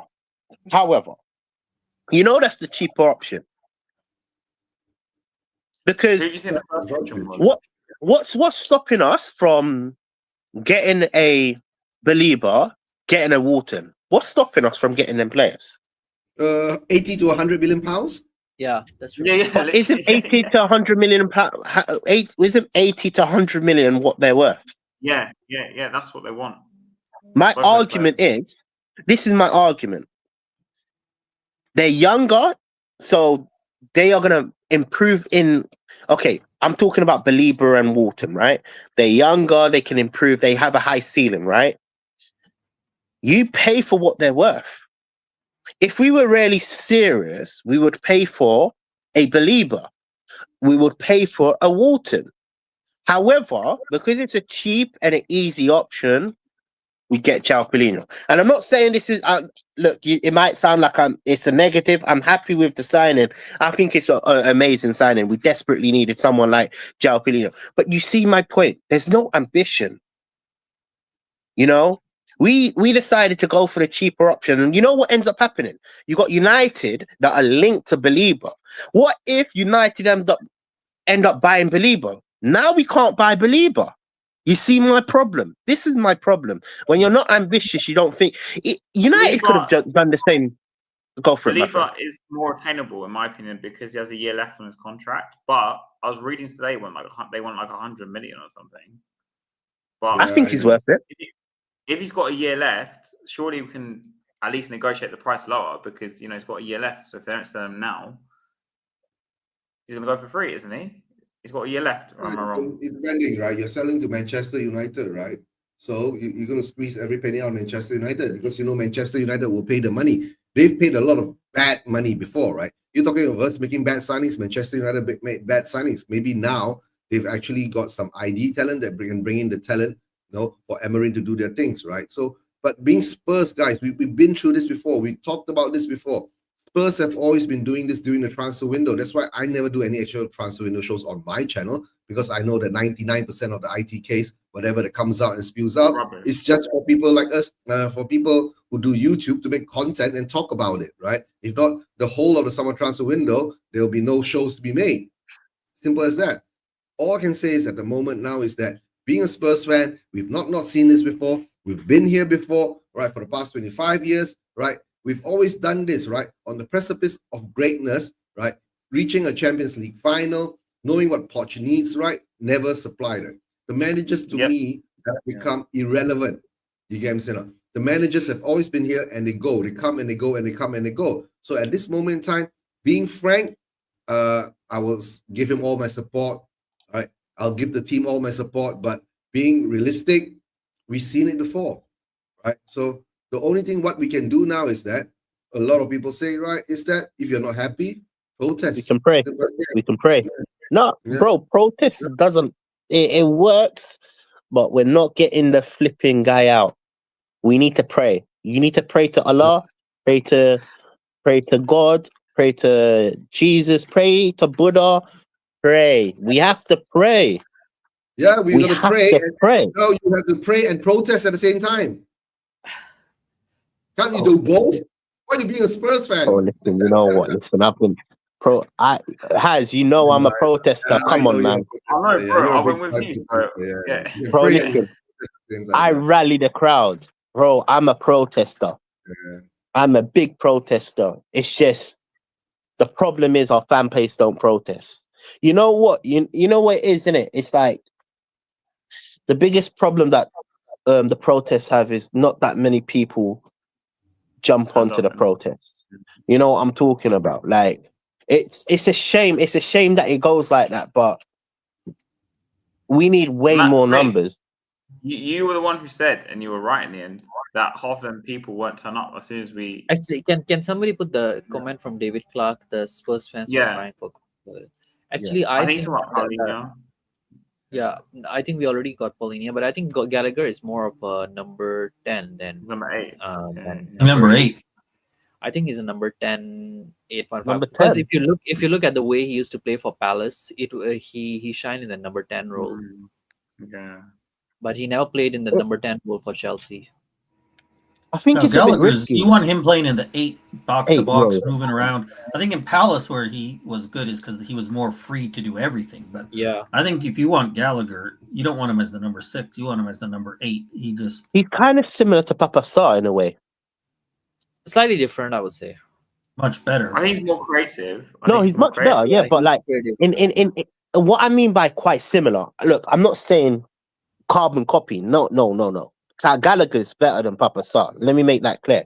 But like the playing style, energetic, up and down. You know, they're both kind of like similar in the way they play their football. Am I the only one that sees it? I Like think that? Maybe I'm wrong. you'd want Sarr to develop into that. I think if Sarr develops more technical skills, yes. But I think I can see what you're getting at, TJ, in terms of how they move around the pitch. Their motors, they have that same like they never stop. They're moving around the pitch. I think Sarr needs to develop some technical skills to get to Gallagher's 100%. level. But I can see what you're saying. Yeah. Haz, you were saying something before. We were talking about Gallagher, about the protests. Yeah, because you were the one who said to me half of them people that were there won't be there. Was it in like a year? Or I can't remember what you said to me. Something like that. Yeah, most of them. I'll say it again, and this is not to offend any fan. Everybody's a fan in their own way. Everybody supports Tottenham in their own way. In fact, let me say it while I'm on the camera. It's just because I'm smoking in it. I don't want us to get banned in it. You know what I'm talking about? Well, we get But, banned for smoking anyway. Nah. It's it's respectful, innit? Respectful. If it was just me and you, Haz, you know me, man will blaze up in it. Yeah. Yeah, cool. All right, so basically, let me say exactly what I was gonna say so I don't offend, innit? All right, so our fan base is a bit up and down, innit? We're not true fans. Most of the true fans are not actually in the stadium, sadly. Like everybody supports Tottenham in a certain way, and I do appreciate all fans across the whole of the world, right? However, you can actually see physically in terms of like you were there, Haz. When we were protesting, you got 15 people just watching, 15 people just there to take pictures, 15 people that are there because they're forced to be there. They're not really protesting. They're there for the day out. The true diehard fans, the diehard Tottenham fans that want the club to be better, that want us to win titles, that want us to be better than where we are. There's just not that many of us. Sadly, it like you see it because it's a day out for everybody. Put it like this, isn't it? Yeah, people pay their money, pay their hard money to just go to that stadium for experience, and it's sad. It is honestly sad. And like you said, look, there's so many concerts than that. I mean, I've heard of so many, man. Like There's more concerts than there's more concerts than football matches. That stadium is not a football stadium. There's more concerts. I'm going to say it again. There's more concerts at the Tottenham Hotspur Stadium than football matches. That's not Tell true. me that. No, Beyonce was there for a week. Beyonce was If there you're for a week. talking about Chris Brown was there, figuratively, 50 Cent was maybe, there, Mary J. Blige was there. Ilyas, I can't tell you what I do, but I promise you, there's going to be way more. Obviously, Has knows and Eugene knows, and those in the know that know, innit? Those in the know that know, innit? Yeah, I don't in the think know that know, innit? I think that's a very sidetracking sort of an issue. Like if your stadium, that's my problem with it. Actually, whenever this topic is brought up, like Beyonce and all that, Go for it. I think that's a really non-footballing issue, because whatever the stadium is being used for other than your football matches is regardless. It has nothing to do with your But it doesn't focus on football. Product.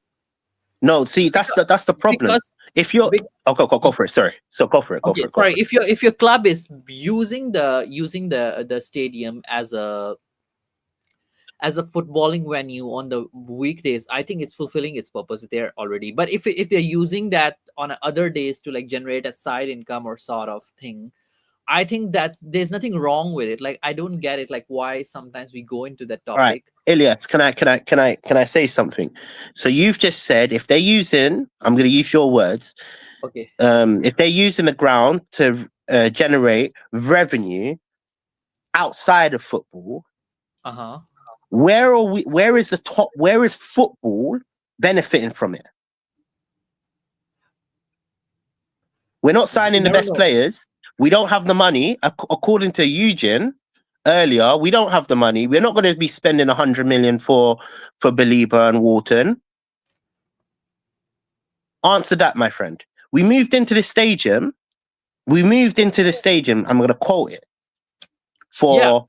I agree. Okay. Where is that money going? That's a separate thing. Like, okay, if they are doing that, then where is that money going? Okay, that's a fair comment to make. But I think whenever this conversation is brought up, like, why are we doing the concerts and all that? I mean, like, it's regardless of the point. Like, no matter what, your stadium can be used for other things. Like, would you rather not have those things as well, and then be in a worse state? I rather them focus that. I rather my stadium be known for football than NFL, than concerts, than rugby, than the F1. Because let's be honest here, most people that go to the Tottenham Stadium don't know Tottenham Stadium is a football stadium. They know it as a stadium. It don't benefit Tottenham. Really, but it's called Tottenham Hotspur Stadium. They're not there for football. They're not there for football. I worked last week. Nobody knows. You ask any of them fans, name 2 players on Tottenham. Besides Son, they're not going to know who. They are going there for a different event, of course. My point is this: it's not benefiting football because we're still not spending the money. We've moved into the stadium for it to benefit football, right? It was a football stadium, right? Of course, it's a football stadium, but if a football stadium is hosting other events, it doesn't mean that the audience of those other events must know that yes, that's a football stadium. I mean, if somebody's going there for a Beyonce concert or like that, I think there's nothing wrong with it. That they know that stadium for like multi-purpose events. But what was the reason we moved into the stadium? Property development.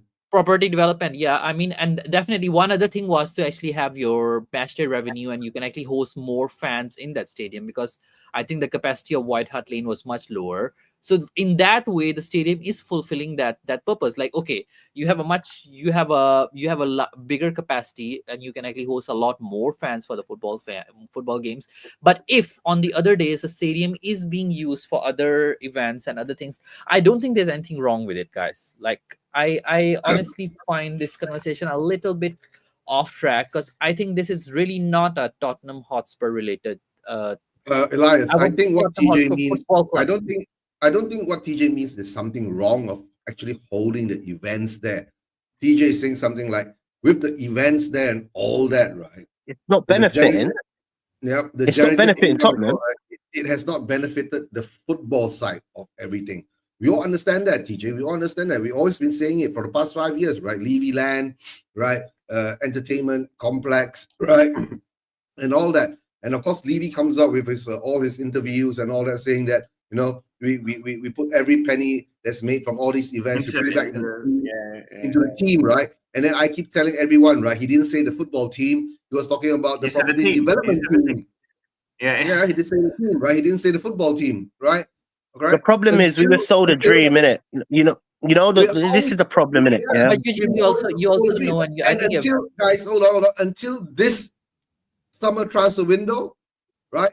The stupid interview that he did with his, you know, that buddy with Vinay and all that. That's the first time I've heard Levy say that he wants to win something. And the thing that he wants to win is the highest accolade in football, the Premier League and the Champions League, right? I mean, for me, this is how I look at it. This is my stance on it. This is my stance on it. We were sold a dream once we moved into the stadium because it hasn't benefited anything to do with football. Yeah. And on top of this, innit? Unlike, look, I live in Tottenham, innit? I live directly in the heart of Tottenham. In fact, sooner or later, I'm getting kicked out of this Tottenham. I'm getting moved out because of Daniel Levy's nonsense. There's other issues why I take the stance. It's not benefiting Tottenham. It's benefiting Levy's pocket. Yeah, of course. It's always been that, right? Go for it. The owners have turned this into a property development project to gentrify the area of Tottenham, right? Like this is what all modern cities do. It's part of an evolution of a city, right? Now the question is, right? The question I have. And TJ, this is the problem is when the rich is trying to get richer, while they're trying to get richer, right? The poor or the average are being taken advantage of. And especially if you're a football fan, right? You always tell me about it. I'm getting booted out of my flat. Tell me about it. Listen, I know what you're talking about because sooner or later, in the next, a year and a half, I'm going to get kicked out of my flat because of this stadium. So I know the effect of having a stadium at Tottenham because I've lived in Tottenham for all my life. I only know Tottenham. My question to you guys: in the next 10 years, do you think it's going to get better under this ownership, or do you feel like greed? Because for me, look, the reason we moved in was to obviously, I look, maybe I was naive. I thought it would have been a great thing. We would have invested. We're so far behind all the other clubs. We're so far. But TJ, that's what I told you, right? We didn't sign any players for 3 transfer windows. That made us regress, right? And we've been through it. We've seen it, right? And the thing is that, number one, this is just a football club, right? Every fan has got their levels of love and you know how they want to support, right? And no fan is wrong, right? If you're a fan, you're a fan, right? But you know, some fans do have multiple clubs that they support, but that's their prerogative, right? If you want to support 3 teams in the EPL, it's up to you. You get what I'm saying? No? But that is your style, right? But the problem is that being a true fan to be a true fan of a club, that only having one club, it doesn't matter whatever happens apart from that, right? Unless you talk about the national team, right? I'm from Malaysia. I don't support the Malaysian national team. Why? We never end up playing any international, the World Cup or anything like that, right? So I have to support England, right? And I've been saying England has been the Spurs, you know, the international Spurs, right? They've not won anything since the 1960s, you know? So it is what it is. But when you talk about life and you talk about football, and when you build a stadium, it affects the surroundings of it. Yeah, of course. And then you talk about, you know, being homeless, but it's the truth, right? You know who you work for. They will, of course, find you another place and won't make you homeless, right? Hopefully. No, I think my point again is go for it. Sorry, go for it. I want to hear your point. Sorry. My point is actually I agree that yes, the money from the stadium may or may not be going into the team. We don't know actually. I mean, even if you look at the books of Tottenham, actually they are very vague when you look at it, like the financial report that they always release. Like you can't for a fact say like, okay, they generated a profit, for example, on the Beyonce concert, because again, a lot of these concerts and all that, they have their own costs as well. So if they are earning money on it as well, I think again, a lot of times they are like sponsorships involved, they are like your collaborations involved as well. It may not mean that definitely the direct money that's coming into the club is going into your first team. You also never know that whether is that particular concert is run under Tottenham Hotspur Football Club, and I think also now Yeah, I know. I've been saying that before, Elias, right? Like, let's say, like, Can I ask you a do- question? Can I add a little bit? Sorry, can I add a little bit? You said something I'm really not done with important. it, by the way, yet. I'm not done with it yet, to be fair. Oh, Okay, go cool. ahead. Carry on. So it's a very vague situation. So whenever this topic is brought up, I think it sounds like actually what the management or the leadership is doing there when they hold these concerts. I don't think the concerts or the events are a problem. They are not a problem. The problem is that where the money is going, but which none of us know actually, whether the money that's coming out of those things is going to the club or not. That's really the bigger problem. Yeah, Having the yeah. concert is not a problem in my opinion, but I think Alright. often the way we fans sometimes make it out like that, why are they holding concerts and why the money is not coming in, like why the signings are not happening. I think the concerts are not a problem. The money is the problem. Where's the money going? Yeah, TJ, stop using your like. No. Basically, I was just gonna say something, you know. So, I was gonna say, so us going into this new stadium, was you one of the fans that believed that this would benefit football? No. No. didn't. Okay, cool. Fair enough. Okay, cool. That's where we differ in opinion. Because Oh, no, for no, me, I was- moving into I the I mean, okay, I will give you a bit of a leeway. I did believe in certain things. Okay, certain things that I did believe was okay. Definitely, you have a bigger stadium, meaning bigger capacity. For instance, Yeah. right? bigger So capacity more means that revenue, you have right? a bigger atmosphere. In order to become a bigger club as well, in some ways as well, if you look at Yeah. the other clubs, except the likes of Chelsea, I think all those had, even I think the Stamford Bridge was bigger than the Lane as well at that time, right? Yeah, of So course. we needed a bigger stadium, definitely. So that was just the main expectation. Okay, a bigger stadium, slightly more So pride more in in revenue. that's it. Like Right. aesthetic value.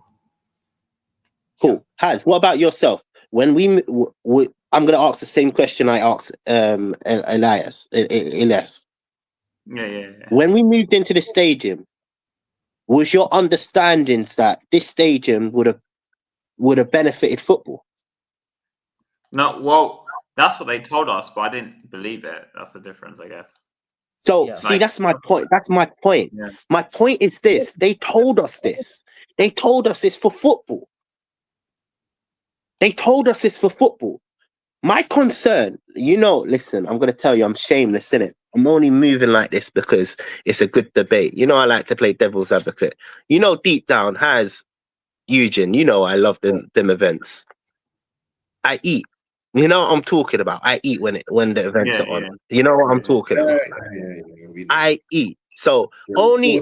I'm only playing this take based on what I see. But generally, we were sold a dream. We were definitely sold a dream. Of course we are. Of course, we were sold a dream, but I think again, you can't. We're still being sold the dream. Exactly. Right now. Like what Levy said. Did you believe Levy when he said that we actually want to win the Champions League and the Premier League? I So didn't. you I believe thought Of course not. It's all bullshit. Yeah. Yeah, Well, of course. gaslighting. But let's- It's gaslighting. It's gaslighting the fan base. That's all it is. Scott believed. Well, guys, believed it, I mean, Yeah, of course he did. here, let me come in and defend Levy, but not defend Levy. But again, we talked about earlier. If we fixed our transfer plot, like strategy, if we had who we had, the stadium would be making a difference, right? Like if we had properly run our football operations, we can spend more with this stadium than we could under White Hart Lane. And we do spend more than we did back then. The problem is that we didn't adapt our football. Like if you look, and I'm going to use Conte as an example just because he's easy to use. When he went to Napoli, he didn't spend 500 million on players. He bought the exact players that he wanted, and a lot of them were cheap. But what we wouldn't do as a football team when we brought in Antonio Conte wasn't just we didn't spend money for him. We didn't buy the players he wanted. And that's what you have to do if you bring in Conte. So if you don't want to do it, fair enough, don't bring in Conte. So I think if we had properly we brought in Paul Mitchell. I'll use it. I know we pretend Paul Mitchell never worked with us. Yeah. We bring in Paul or Michael Edwards, okay? The guy at Liverpool and was at Newcastle.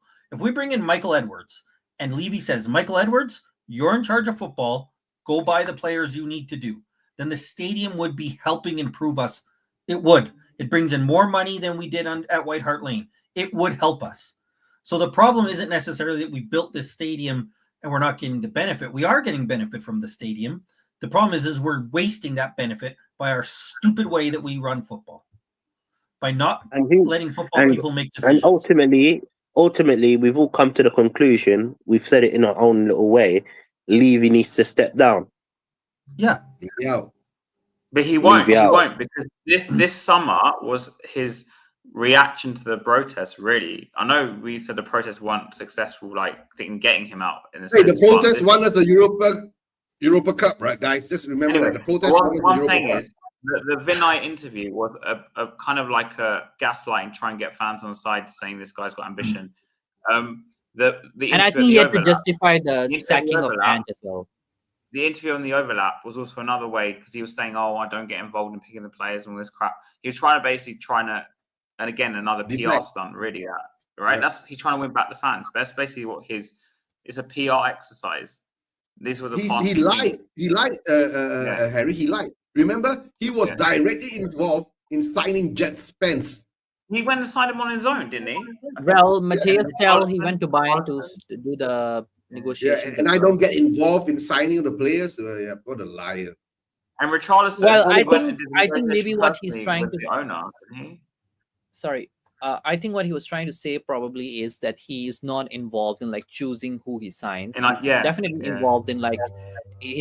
involved in making those deals and like the finances when it comes to. But the thing is that you don't say you're not involved in choosing who you sign when you go all the way to talk to the player, right? Why? No, but did he went to talk to the player? I thought he went. He went to talk to Tell. Yeah, he dealt with Tell. He spoke to Tell, didn't he? Yeah. No, he didn't talk to Tell. It was Ange who spoke to Tell because he said he flew over.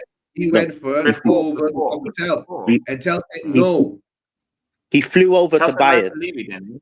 Yeah. He flew over. After Ange spoke to Tell, then Tell came, right? And that's the biggest regret I think we all of Spurs fans are saying now. But all I'm saying is that if we come back to the same old square, we do the same thing over and over the same summer transfer window, hoping that something changed, right? To tell the truth, right? If Levy really changed, right, he would have sacked Ange. That would have proved that he has changed. But he hasn't changed. You get what I'm saying? He's gone back to the same thing again. This is why I said these two things: the overlap interview and the Vinay thing, because he brought in Vinay to try and get fans on side. That's why I think. They're both a PR exercise because it's a reaction to the protests last season. Because even though we didn't have the numbers, he clearly saw some effect. It was some sort of negative effect on him. Like something he must have felt something or whatever. So this was just a reaction to the protests, and that's how I saw that. I've got another question. Sorry, it's a very interesting conversation. Sorry if I offend anybody as well in it, but now. We saw the effect of, as you said, the effect of the protest, and in that sense, it was successful because, as Eugene said, we won the Europa League, but because of the protests, isn't it? I'm just using his words literally. I don't actually mean. I don't know if I would agree. Why is this? I'm only joking. I'm only joking based on that. That wasn't a true actual fact, isn't it? But why is it? Why is it? There's still a big majority of the fan base that still are supporting Levy. You know, why is it that there's a lot of the fan base that are not willing to protest? Why is it that, like, we've mentioned so many things in it where even if you're going to quote it on, we lied about moving into the stage and what the real reason was for, because that's what he showed. That's what he said to all. He said it to all of us. The reason we're moving in, it's going to better football. That's my point. My point is that whether it was to better his pocket, who knows? Who cares? But what I'm trying to say, there's so many red flags that Levy has shown over the last 25 years. Of course, yes. Why is there still a big majority that will still support Levy? What's Because the reason? Our fans are just not. You look at Arsenal, you look at United, you look at Chelsea, you look at. It's because right, Levy has cornered a niche fan base, right, that doesn't have ambition. They're all just there for the bling. Yes, it's all about the bling, you know. It's like being a celebrity if you're a Spurs fan. It's all there for the bling. Status and all that. The trophies don't matter, bro. Top 4, right? The league is your bread and butter, not the trophies, right? So you get brainwashed. You go into this kind of scenario. But when we come back to Daniel Levy, we all know what he's been doing for 25 years. Bear in mind, right? TJ, I was Levy in for like 10 years. I'm not gonna lie. Look at that. For like till 2012. But for me, I think because he liked on crack, bro. But I think another problem, Eugene, also is our fan base. What I'm trying to explain is what the thinking is. What turned me against Levy was the Zaha and Nelson window in January 2012 because he said we easily could have challenged the title. Yeah, but he bought 2 free transfers, and because Renat was like, we need 2 top players, 1 top centre back and 1 top striker, and we could do something. That's what he said. And then Levy, even though we made the Champions League the season before, and he said we needed to make the Champions League to buy better players, he went and bought 2 free transfers. So to me, that was him lying to me, like I guess, right, or lying to the fan base. But it was before social media was such a big thing. Before Twitter was like really big. This is 2012. So. But in the beginning, I believed it because, he said we would make the Champions League, and we did. So, but some people turned later on with the stadium. Maybe they turned because of the stadium. But still, it's not enough people. I turned when Poch got sacked. Yeah, everyone had a turning point. Yeah. But there's still people out there that are still supporting it. This is what I don't understand. It's because what you just said. It's status. It's status. They don't want to seem like a bad fan. Because if they criticize the club or the owner or Levy because he's the chairman, it seems like a bad fan on Twitter. Yeah, that's how it is. It's all status. You don't want to seem like a bad fan, a toxic. There's also, I think the majority of fans are actually not Levy in or Levy out. They're Levy don't care. Yeah, they don't care. That's the majority. And because we are Levy out and we want to see change, the reality is those fans that don't care really either way, they kind of are. Not against us, but for us, it's like, what are you not doing, right? Because we want change. So if you're Levy don't care, well, you're not pushing for change. You don't help get change, so you are effectively Levy in. But I think the reality is if you look at it, whatever the numbers are, 15% Levy out, 15% Levy in, 70% don't care enough about it. And that's that's why it seems like there's so many Levy in as you're using that, TJ, is because there's so many fans that they don't care. They don't, and it doesn't. I'm not saying they're worse fans or lesser fans. They just want to go and watch football and have a beer and hang out with their friends, and that's enough for them. They're not. We saw it. Worked up about who the owner is. They don't know that much about. But you know what? You know what? You said something really key. Me and Haz saw it in front of our eyes while we were protesting. We saw it. There's so many fans there for just the moment. That's the biggest problem. Until our fan unite, we will never become the big club that we want to become. Sadly, we have to all unite under this one banner. And the problem there, TJ, is you see, like you and Haz, you guys will go every protest, no matter what. How many fans? And it's easy for me to criticize sitting in Canada. I can't go to the protests. I can't organize it. But the problem is we win one game, right? We're all protesting. Hey, we want Levy out. We want Levy out. 3-0 Sunday against United. Hey, Levy. Protest done. And it's that easy. We win one game and the protests are done. And I said, we should be protesting as much as when we're in the day of the final, there should be protests. And I know people don't like it, but we can't protest because we're doing something good. No, you need to show that we're protesting every time so that something, one little thing doesn't stop all the momentum. But that's the reality.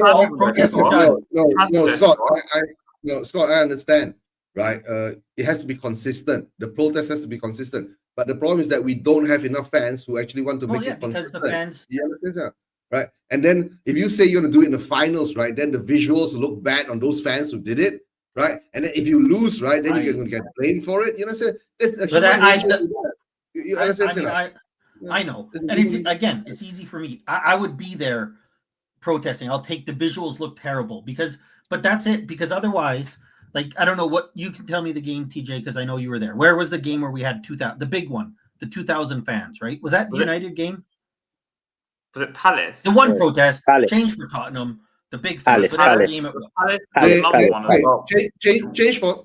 Change for Tottenham, right? Had two protests that were big. The first one, remember, we did the protest watch along, and the second one, these two were big. Yeah, we were there. And I remember you missed that one. When they did the third one, it's when we reached the semi-finals, right? Yep, it went back to the square one again. Like, you know, when that's the problem. We were doing terribly in the league, so we can bring people out. We win 3 games in a row, the protest is dead. Yeah. No, but Scott, we know that, right? That is the. Scott, and I'm not blaming the organizers. I'm blaming our fans because they don't want it. Yeah. Scott, we've been doing this for 5 years, right? We've seen the Daigle protest, the Style protest. I've been doing protest alongs for so long. I know the history of the I've been to a protest. Right? I'll tell you an experience, a personal experience, which made me so embarrassed. This was during the Tottenham. We at Tottenham TV done a protest when we were going into this. When we were going into the Super League. Honest to God, I really considered not going to a single protest after that moment. Generally, there was literally 15 fans protesting. We had Sky Sports. We had Sky Sports there, and you saw other clubs across the globe. You had Arsenal; they maxed out the Emirates. You had, I think, Chelsea; they maxed out. Like, we're the only fan base that are not serious about change, really and truly. We're not. We're not. Let's be so honest with it. We're not. We have to be honest with it, right? But guys, right? I have to make a move soon, right? It's almost. We're gonna finish up. Almost 3 hours been going somehow. So guys, do you want to shout out your stuff before I close it off? Elias, are you back streaming to whatever, or you just guess nowadays? That I've been thinking about it for a long time, but I'm like, nah, screw it, man. Like especially like what you guys have been discussing. I mean, I don't find the motivation anymore, I would say, to like stream or like even come on YouTube. Sometimes I would say like a lot of it's just I don't know. Just go and enjoy your life, Elias. It's just that's what I mean. Like there are more important things in life than like streaming being and Frank out or Ange out, you know, or Levy shouting out, at TV, Frank or Conte or whatever. Like, I mean, I just. But like, if you want to come on, I mean, just message me or YouTube, whatever, and we'll just send you the link. Yeah. If I were like I'm free. Like even today, I could only come on because I had I'm clearing my leaves this week. So I had that's fine. So but I've got disappeared. But if ever I find Elias, by the way, Elias, big up yourself, man. I know we got into a heated debate. No offense taken. I'm sorry if I offended you. No. Listen, I'm a prickly person. I'll be so honest with you. I have a lot of haters and I have a lot of lovers, innit? But you're not a prickly person. You're a naked person. I'm a naked person, man. It was a very respectful dialogue. I don't even think that it was like an argument or a debate. No, I just like to mention it. No, I like to mention it because people take my my negativity and my hate, or it's not even hate. I don't know. No, it is hate. I hate Levy. Let me be so honest with you. I hate him. I hate him. The amount of stress he's caused me in my life, top tier. I hate him. But look, I'm like you as well, man. I'm not streaming that much anymore, innit? Because it's just all long, innit? I feel like it's the same. It's like nothing changes. Because you're doing OnlyFans, is that why? Is it because you're doing OnlyFans? Yeah, man. Yeah. Listen, guys, one nitpick. My PayPal details is in the description. I'm no longer Levy. I'm out, actually. Yeah, no. But look, again, you guys can subscribe to my channel into Spurs. And I'm also on here every weekend. In fact, I've been doing this with you guys for the last good solid 3-4 years now. No, it's been longer than that, my bro.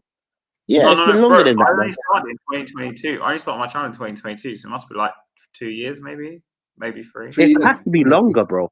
It feels like it's been longer, man. I know. I started I like know. It does feel 2021, like right?